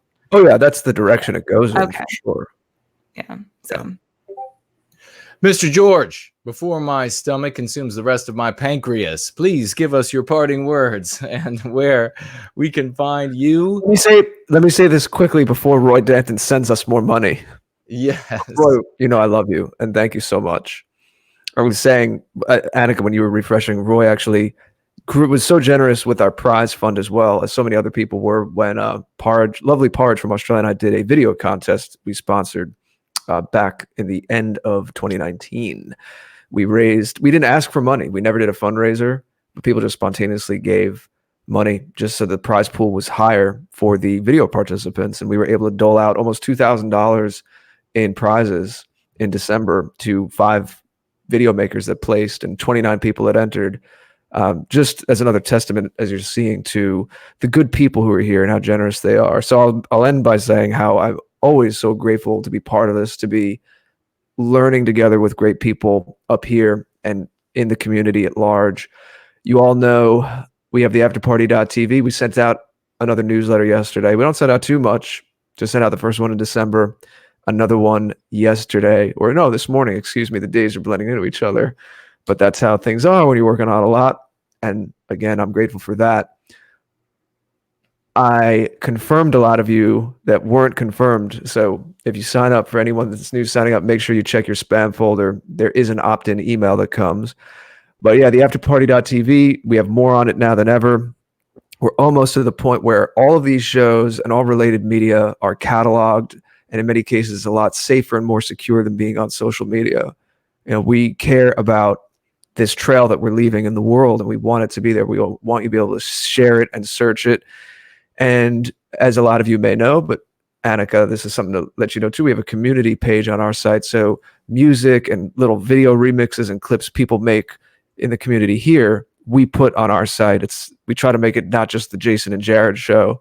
It's really about all of us learning and doing this together. So it's a beautiful thing. My own site is thegreatorder.com. Just like the after party, there's some overlap. It's going to archive all of my video work, but also articles, poetry. I like to share art that I find, all kinds of things, ways to contact me. So please check that out as well. And we'll be back with much, much more. We have a lot going on in 2020, and we're very excited. So I'll leave you with that. Annika, it was great speaking with you, and I'm sure we'll speak again. Yes, this has been one of the longest going one of the longest TAP episodes ever. Annika, any final thoughts now that we are actually wrapping the show up? I've talked a lot. I really appreciated your comment section, all the compliments and just all the support. I think you guys run a really good show. I appreciate how structured you are so that you can ensure that you move on into the future.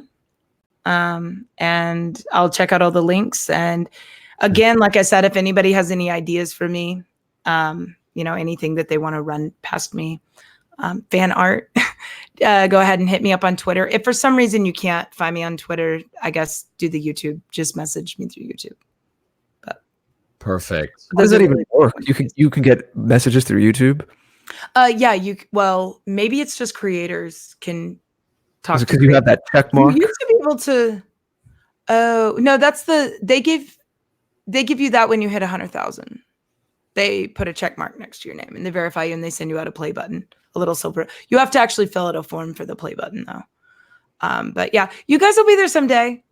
How about everybody share these videos, share the channel, have those conversations with the ones you love, be gentle because I've told this to many conservative men, don't throw away the liberal women because a lot of them just need a strong conservative man and they'll flip right away. I know so many stay-at-home mothers that were, the bra burning lefties. Anyway, we're going over your last words.